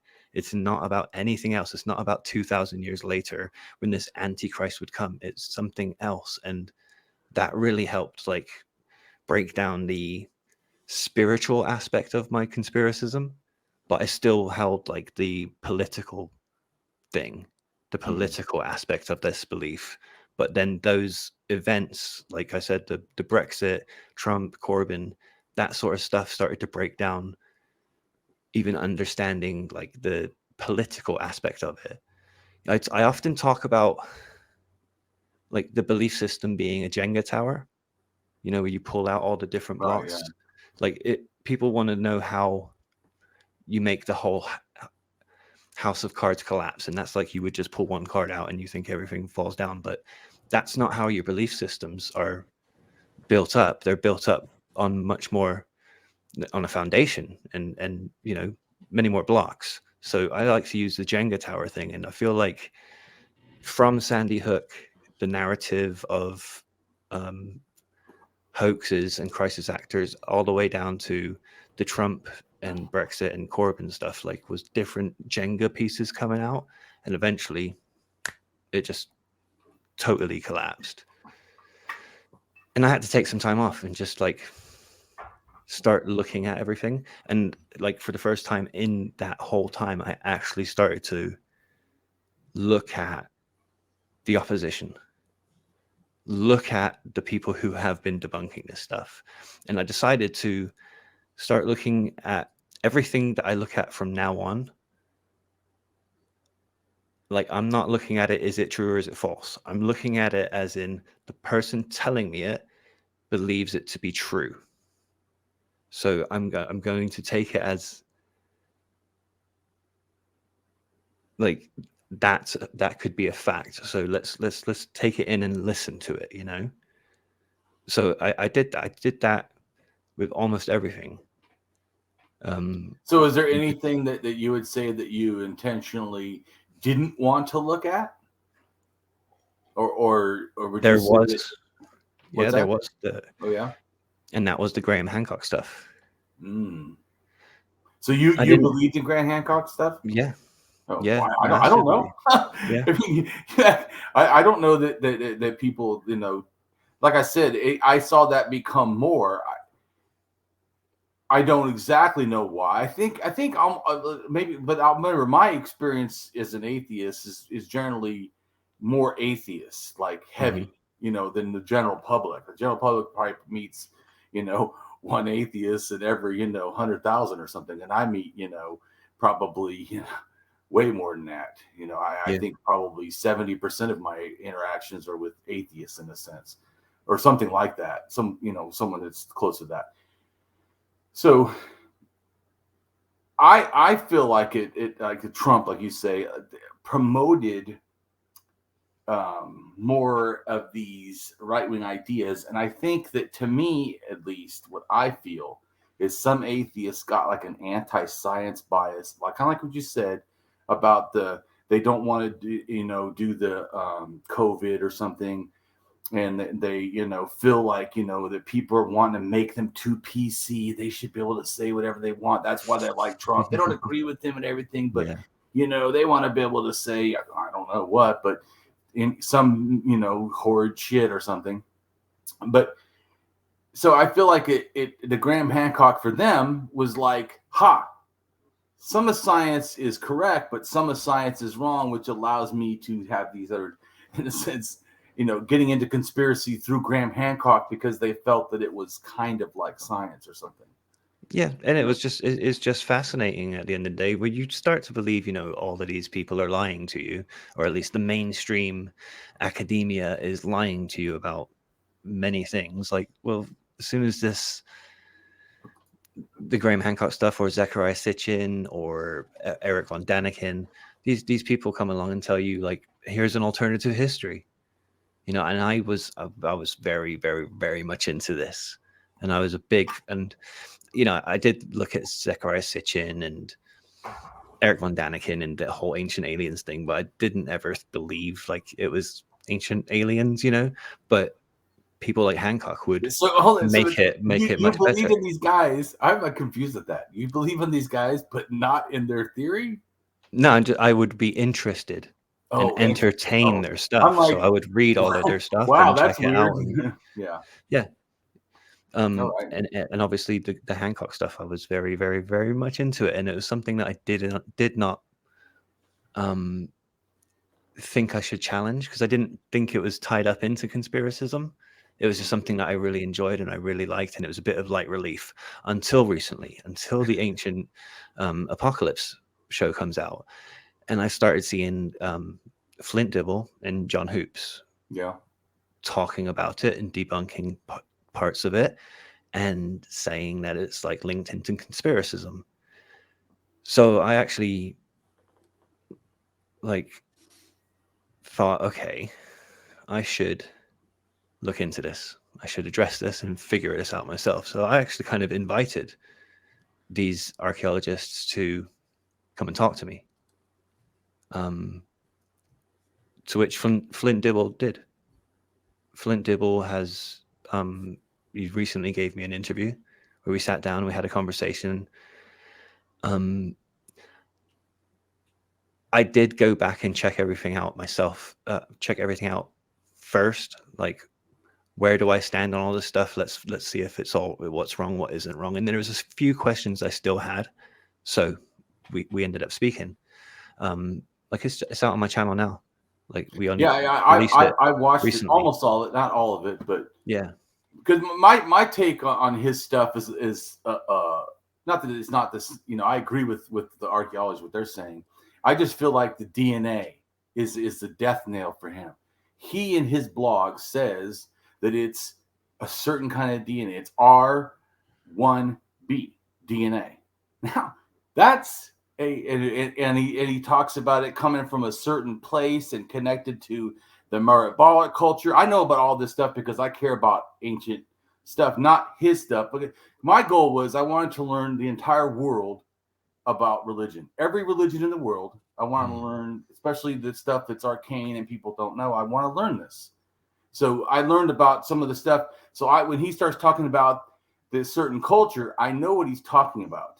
But so it is true that this one culture who then branches 16,000 years ago from 24,000 in Siberia near Lake Balka, it goes, I think maybe 100 miles to the sort of north east, but more east. But it becomes also connected. It's RB1, and it's also connected in a sense lineage-wise to the Native Americans. But see, DNA is not like ABC like this. So what happened if he cared about DNA, which I put in a blog against him exactly, and I show, here's where the DNA branches. Because saying that they're related, you and me are related. How do I know that? We both have, in a sense, probably some version of R, and that's why we're white. Because it has to do with haplogroups tended to go with the alleles that have to do with skin color. Anyways, but that's not, they're not getting off on that. But so what I'm saying is, so you have these two cultures, right? One is at 24 and one which connects to Native Americans, and the one at 16, which is these people went over here. Or some of these people went over here. So the fact that both of them connect is not really shocking. They are from the original source, so it, you know. Anyways, but he tries to say they're connected more. The reason why he wants to do that, this one at 24,000 is R. This is R1b, the first and oldest or since branch. Or this one also is where white, in a sense, the allele that becomes white people because in Europe, okay, it comes from these ones. So he wants these ones, not just any one of the things, but these ones to have been the ones that went to all the Native Americans. But he's talking about, so the DNA doesn't go from these ancestors to the Native Americans. See, that's wrong. These people go to Europe. Right. We know, but we are them in a sense, a version of them. Probably because you're either R1A or R1B. So I know you have probably one of those, either that or you have N, could be because they also pass some of the genes. But besides what? But probably R. I'm saying that he talked, dude, once he talks the DNA, I'm like, oh, he's over. That's why I said I call him a liar. Because if he looked into DNA and all and was an honest thinker that looked into this, because it's not that hard, and he makes a claim. This one and this one, neither of these Siberians from Lake Balka or the ones that moved over to the other place, neither of these DNAs went to America. This is wrong. What it is a parent DNA shot down to this one and also split to the Americas, in a sense. So it's not these ones that did this culture never did this. Do you see what I'm saying? So he doesn't grasp it. So they came in at 27,000 or 20, I think 6 or so, I can't remember. It's in the blog. But so even at 24, in a sense, there was already some removal from who went to who is in Siberia. Then when it broke off to become white people, which he likes to call it, because of course he wants white people to take over America, which is, I said, is ridiculous. But the one that branched off, right, and then finally got a white allele from being up in the north instead of Siberia, they never went. They went this way. They never went this way. It's a parent one who, guess what, would have been dark. That would be before they might have had lighter skin, but they would not have had the allele. So it's absolutely, the reason I put this is because he keeps saying that some of them were Caucasian. No, they weren't. Okay. Wrong. And if your R1B is supposedly, you're again wrong. And here's even third wrong why you're wrong about R. R goes across the land bridge, right? He has the thing about being seafarers. Yeah, but when R goes across with the ancient North Eurasians, go look that up on Wikipedia. It'll show you how they go across, and you can verify what I'm saying. But ancient North Eurasians, and then go look at their migration. There's a little map on the Wikipedia that shows they go right from Lake Balka, and they go across the Bering land bridge, whatever. Because see, back then when they went across, it would have been somewhere between probably 15 to 12,000 years ago, and thus Paleo-Americans, right? Paleo-Americans go across. They didn't have boats. They didn't need to. There was a land bridge. So his thing of saying R that comes through and relates to these Siberian populations that he wants to try to find a white person in, they went across no boat. So in fact, the DNA then goes straight from the North, Alaska and stuff, into the Great Lakes. I don't know. If you're looking for a landlocked society, then okay, I guess maybe you got something. But you want seafarers. Oh, that's right. So that's bullshit. Worse than that, there's periods of evolution, in a sense, in the cultures of the Americas. The time that they would have come in is called the lithic stage or whatever. They had great lithic tools, meaning stone tools. They had a lot of, amazing stone tools. The Clovis points, they're beautiful. But that's what it was. It wasn't building stuff, other than like he makes a comment that they may have built with animal bones, like structures, igloos or something. Okay, yeah. But that doesn't really have a relation to the other stuff. So, like he talks about the mound builders and Poverty Point and stuff. All the mound builders, in a sense, are after or in the latest part of the lithic stage. So about, I can't remember if it's 8,000 or 7,000. It kind of starts the earliest, but most of it's 5,000, the mounds and stuff. And the mounds don't have R's in it. The mound builders, they don't have. So if his thing is that these people taught, even if we agreed, okay, maybe they went through the center, maybe he's just wrong about the seafaring. Well, they weren't the ones that were doing it.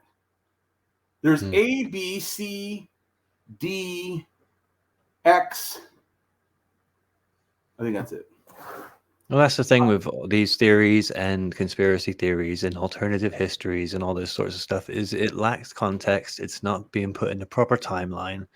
Exactly. And when you listen to, like, Flint, that's what Flint Dibble was saying. Like, look, my job is to put things in context, to put it in a timeline and show you, like, how it really is. And what I've seen from most of the conspiracy theories that we dig into, it's always evidence presented out of a timeline, not in context, and it paints a totally different picture. And that's just what's going on here as well. Oh yeah, but like I said, to me, the DNA is, to me, because he claims it's this thing in his blog. He doesn't say it in the video though, but he does in the video. No, I'm just gonna point out Brent has to go here like in 1 minute. So okay, right on. So Yeah, it's been fun. It's been good chatting with you guys though. Yeah, Definitely. for sure. Well, go ahead and tell us about your channel, where we can find you, and or whatever you want to promote. Go ahead. Yeah, you can find me on Twitter at Brent Lee SDCIC. The SDCIC stands for Some Dare Call It Conspiracy, which you can find at somedarecallitconspiracy.com. That's the easiest plug ever. Right on. Perfect. And we're gonna put a blog in the video information, anyways, that has all your links. So. Mm-hmm. And on YouTube, obviously, I forgot YouTube, didn't I? Because who cares about YouTube nowadays? Like everything's banned on there, especially what we talk about. It just gets suppressed, but it's at Brent Lee TV. Right on. Very Sound. cool. Well, I thank you for coming on. I had a great Thanks time. for having me, guys. Thanks both of you for having me. Happy to do it again anytime. Right on. Right on. All right, rock on. All right. Take care. All right. Right on. So we're gonna have one of the people he talks with, John Hoops, tomorrow Cool. coming. So Very cool. he should be fun, and he's the one that Graham Hancock says is the most vehement, and I don't know if he says arrogant or vicious or something like that, or I can't remember, he says something, archaeologist that there is or something. So we're gonna talk to him. Right on. Yeah. If the guy who's spreading misinformation dislikes this guy, then I'm sure we'll enjoy his company. See, that's what I feel. I said, I think you're great. Yeah. A lot of archaeologists have a much milder approach. I like I like how John Hoops brings up racism and stuff. Well, I mean, because it is related, and he definitely can do a better job at explaining why. This guy has done, like, I don't know, 30 years, but like a lot of years in studying Graham Hancock. He's read all Graham Hancock's books, and he constantly is in a sense challenging Graham Hancock everywhere he goes almost. And That's awesome. So, and I told him it's needed, though. It's needed because, I mean, what he says is just absolutely ridiculous. It's not like he has that one guy that said he thought that money was foreskins. I mean, that's laughable, but it's not reasonable. But he's not saying, something that I think is bad, but he was, like Graham Hancock, saying, well, the archaeology and science doesn't want it to be this. Right.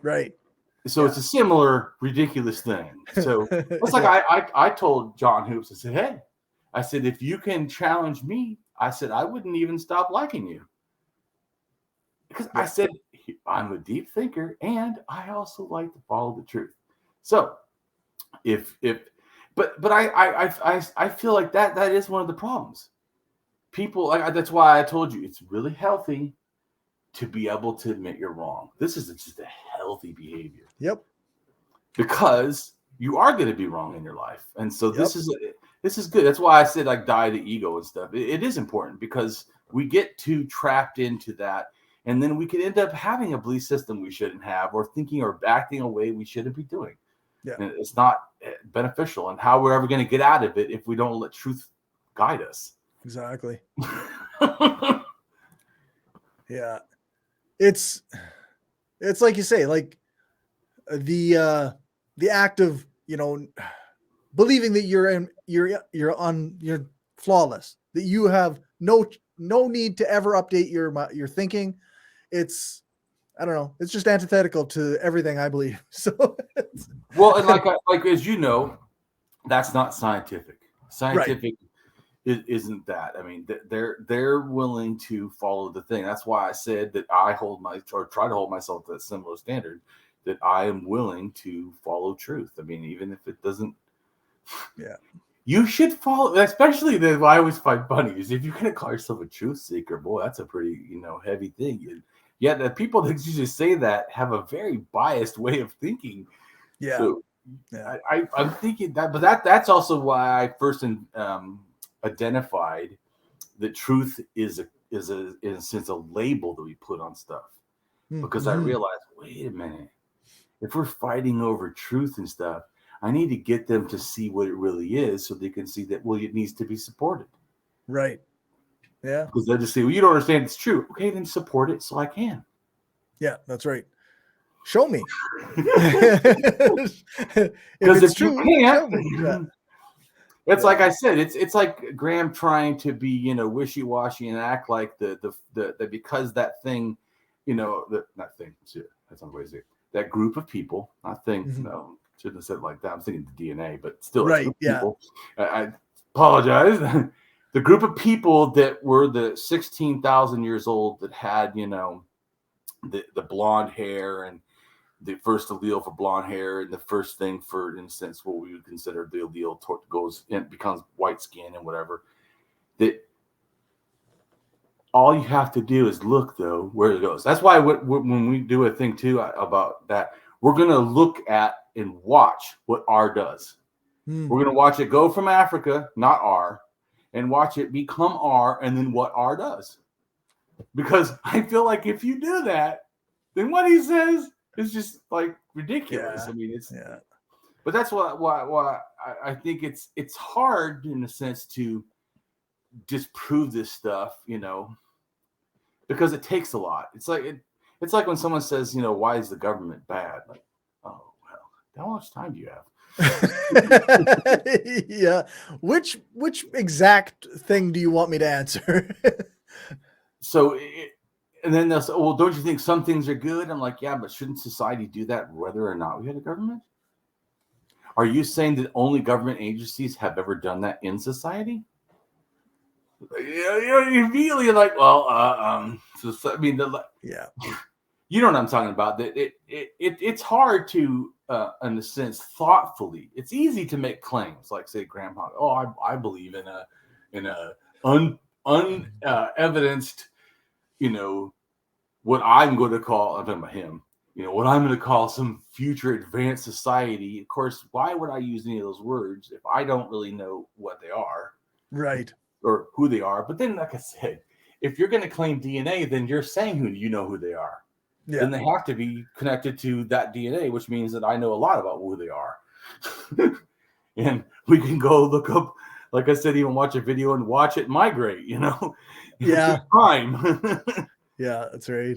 Which I said we're going to do for the Slavs too, because some people had some misunderstandings about what that's all about. Right. I saw this one person put this ridiculous thing. Oh, so the let's say, I think it said Alexander the Great wasn't related or connected to Slavs or something, even though he went through Macedonia, and Macedonia, later has Slavic peoples or something. And I'm like, okay, the migration was like 1,000. Okay. Right. CE or AD, whatever you want to call it. It did not happen. Okay.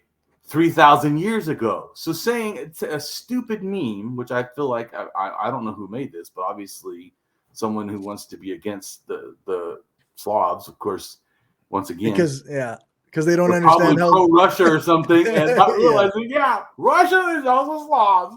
Yeah, exactly. So, speaking of which, I went and saw. I was on YouTube and I saw this really good thing on, but we'll still talk about it, but about the Slavs, which is we're talking about that. Okay. And it's on Slav paganism. This guy does a great job, but it's so funny to me how someone could be so rational. You're hearing him, you're like, yeah, he's showing and proving. And then he's like, oh, and on one of his videos, I think the second one I watched, he's like, because the first one I thought that's pretty good. And the second one, he starts talking about like what people believe. And he's like, well, it's okay to believe in the gods because of this and this and this. And I'm like, oh my, are you kidding me? And he's just going off and saying all these things. And just because of blah, blah. And I'm like, wow, he just went full on conspiracy. He was doing good. He was doing good. Yeah. He was doing good. Yeah, it's too bad. Not everybody, everybody has things, right? That they don't get right. But it's still, here's the thing though, we're still going to probably do that at some point, right? Just because of this Slav issue. And I want to just address this. I think especially the first video he does, maybe not even do the second one, but the first video he does is pretty good because it shows like this culture, that culture, and it shows here's the way they lived, here's the archaeology. I was like, this is talking about their religion. I'm like, this is really an amazing video. And then I watched the second one, and I'm like, okay, I feel a little bit less happy. Okay, so not every video you're gonna do is good. Like, wow, we run such a roll. But anyways, it's not that I like, you know, it's not that I'm against people having a belief, you know, if they choose to, but to start defending it like it's like if it's credible to defend it the way he was, I was like, you ruined the credibility of all the other good stuff you obviously did, because like scholars think this and this thinks that, and I'm thinking this is great, that he's there. But I was thinking, you know, that's how sometimes it is. People. Because I feel like that they choose, I'm not going to test that belief. Yeah. I see it a lot actually with on the left, with like people who are like more pro-state or more authoritarian, like are very much like they'll agree with like and have really good arguments for and back it up for a lot of stuff that's like against America or that's like showing what's wrong with capitalism or whatever. And then they'll be like, and so here's why I love the USSR. And it'll just be a bunch of assertions, you know, or whataboutism, or just or say I love North Korea. Right. Or like, I had an anarchist friend become Johnson.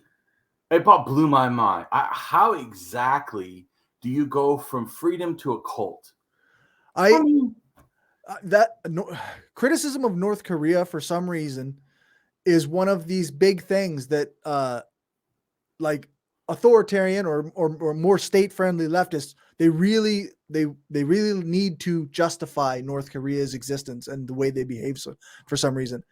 And like denial that it's a dynasty, denial that elections aren't 100% free and fair, you know, denial that it's a military state. Like, you can say all of these things that are factual, and then what their counter is, well, America's like that too, or America is this way. And I was like, okay, but that doesn't prove that North Korea isn't. Like, if you want me to change my mind, I don't even get the argument it's the same, because don't you talk out against America? Exactly. Why are you not talking out against North Korea?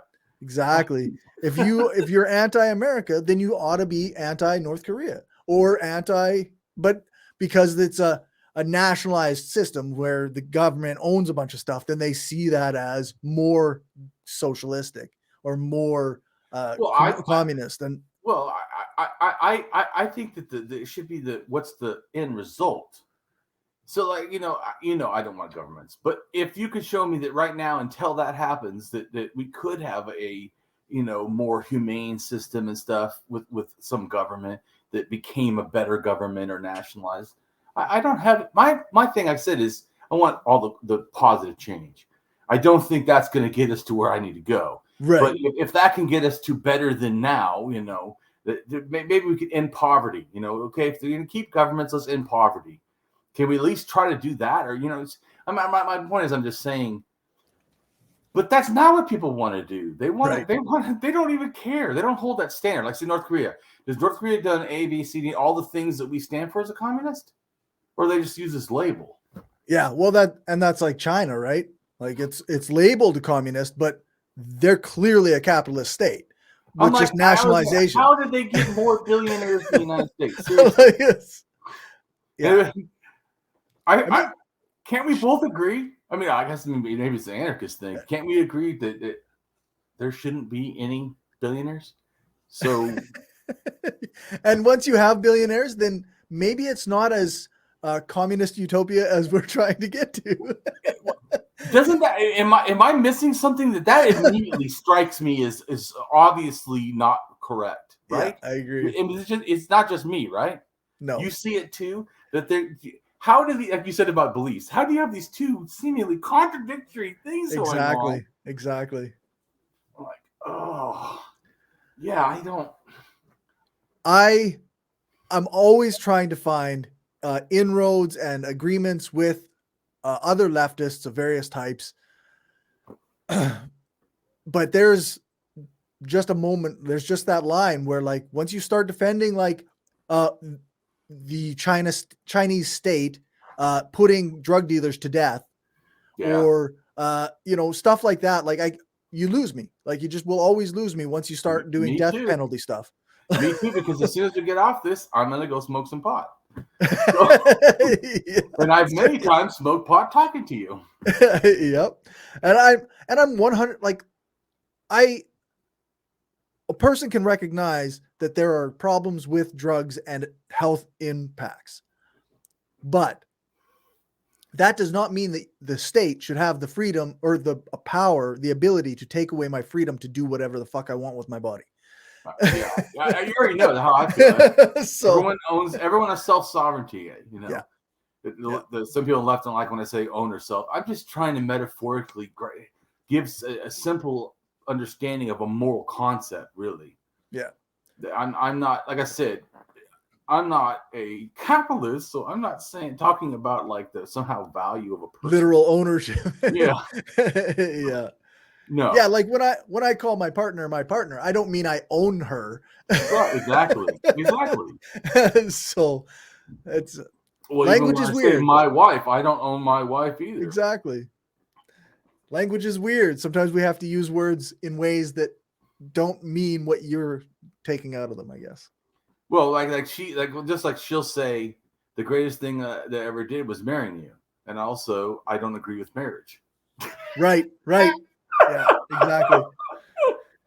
Yeah, I don't like the institute of marriage, but well, because if you don't, it makes problems on your taxes, problems, on wills and stuff, problems on property, problems on visiting someone in a hospital. I mean, insurance for your medical in Canada is not like that, but America, if you're like, I can only have medical because my wife works. Right. You know what I'm saying?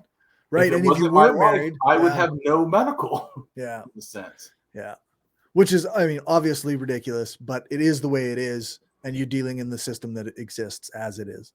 Right. And so she doesn't mean that she wouldn't like to spend the rest of her life with me. She just means that she doesn't think that we needed to go down to a court and make them informed that we were going to spend our lives together. Yep. Exactly. But again, very anarchist of her, right? We should just be together, and that should be enough, right? Like, no, it's actually not.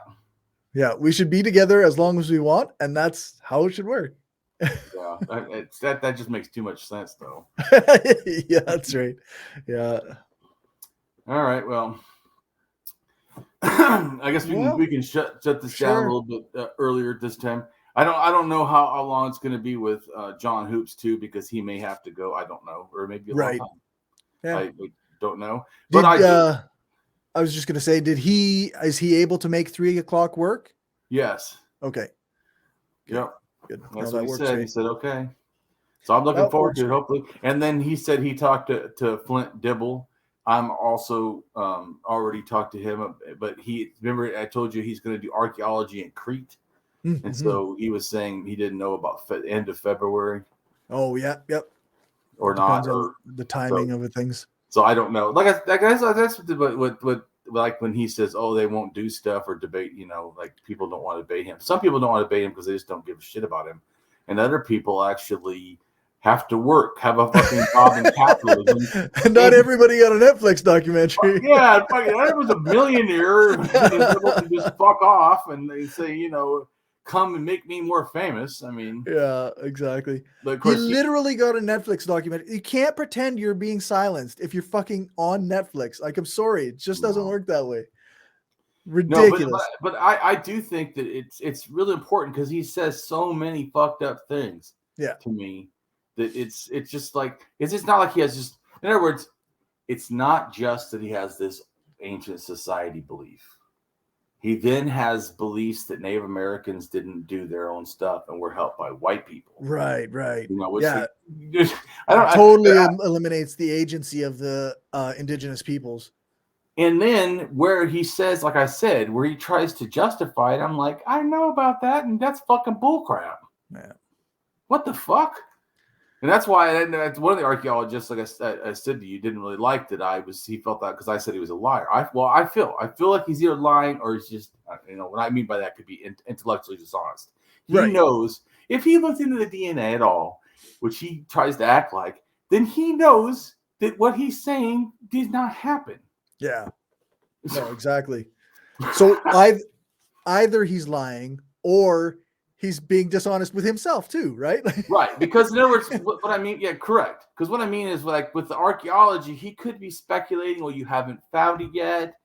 This is not the case with the DNA. You get my point? Right. We know. In fact, we know how it migrated, what cultures it became. I mean, so yeah. When you start bringing that, you're like, oh shit. You didn't. But then again, like I said, it didn't surprise me when I watched the video, and I didn't really hear him talk about that. Right. Because but I know that a lot of other, like I told you before, there's some archaeologists that get into the DNA stuff, but that's not a big. They are more digging stuff out of the ground and figuring out context and right, whatever that kind of stuff. Then which DNA? It's not that none of them care about it, because there's some that deal with a DNA, which is ancient DNA. So there are, because the reason I say this, because they'll dig a bone out and they send in for a DNA. Then they find out, whoa, it's this, or So, but it's not as big as it should be. I feel like DNA should be, because like I said with the Graham Hancock, it's done to me. At one point. Yeah, like it seems like DNA is a pretty solid line of evidence, right? Like if you have it, you have it. And in court, people can get off of a murder charge by DNA or be charged by DNA. So I mean, I feel like John Hoops, he does some philosophy stuff. I really feel that all of them should do that. There should be a lot of more cross educational stuff in a sense. Mm-hmm. But once again, why just like doctors will say, I'm a doctor, but I'm a pediatric. Well, I actually just give birth or something, or whatever. Mm-hmm. I deal with that or whatever, prenatal or whatever they call it. So it's certain kind, and then it's a certain kind, and then it's certain kind. But I feel like that's almost a capitalist thing, because everyone, has their little part, because when someone can do a lot and they leave, it's like an assembly line. Assembly line is only great because you can just throw one person into a whole line of people. Yeah. But if half the line of people are gone, then like we've seen in America, like with COVID and stuff, some of the places. Yeah. People getting sick or whatever, everything shut down. Yeah. Pig farms are shut down because they can't slaughter them because they can't get enough people to come to work, and you need a certain amount of people. That's what I'm trying to say. So it definitely. It's different in the sense that you can have that. Yeah. But I'm gonna go ahead and let you call us out of here. And sure. Yeah, it's tell us about your stuff, in other words. At Skeptical Lefty on the Twitters. Also at Skeptical Leftist at Collectiva on Mastodon. And I got my YouTube channel, The Mind of a Skeptical Leftist. I'm starting to do more streams now. I did a learning about anarchist history one, and I did one on debunking, or not debunking, but fact checking some claims that I found on the internet. And then also I did a current events stream.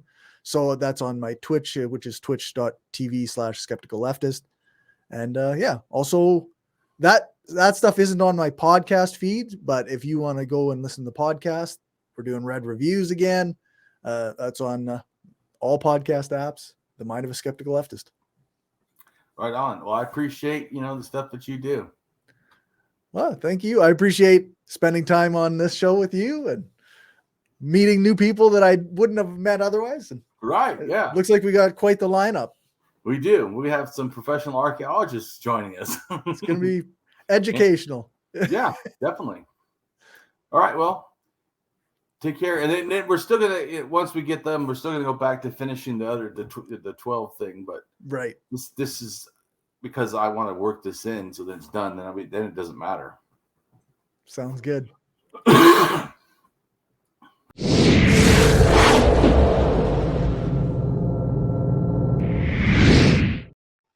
Hello, and welcome to my channel. I am Damien Marie AtHope. In the simplest terms, I am an atheist-humanist philosopher and prehistorical writer-researcher at DamienMarieAtHope.com. I am specifically an axiological atheist. An axiological atheism can be thought to involve ethical and value theory reasoned and moral argument driven apatheism, agnosticism, atheism, antitheism, antireligionism, secularism, and humanism. Axiological atheists can be understood as a value theory or a value science atheist. As an axiological atheism's ethically reasoned and constructive pro-humanity. I am an axiological thinker, value theorist.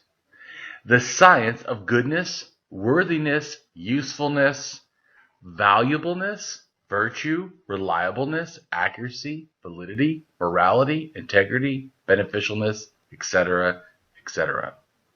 We axiologists have a value consciousness. And in general, we see the architecture of humanistic humanitarianism value in people that we see as dignity beings. Places and things are not. Axiology is a value theory. In its broadest sense, it involves areas of philosophy that are deemed to encompass some evaluative or evaluation aspect. Therefore, it crosses almost all domains in some way or another. Now for a more detailed terms as to what I am. I am an axiological atheist, an anti-theist, an anti-religionist, secularist, humanist, rationalist, writer, artist, poet, philosopher, advocate, activist with schooling in psychology, sociology, as well as I am an autodidact, self-taught in science, archaeology, anthropology, and philosophy. I promote science and am against pseudoscience, pseudohistory, pseudomorality, things that are found in religion.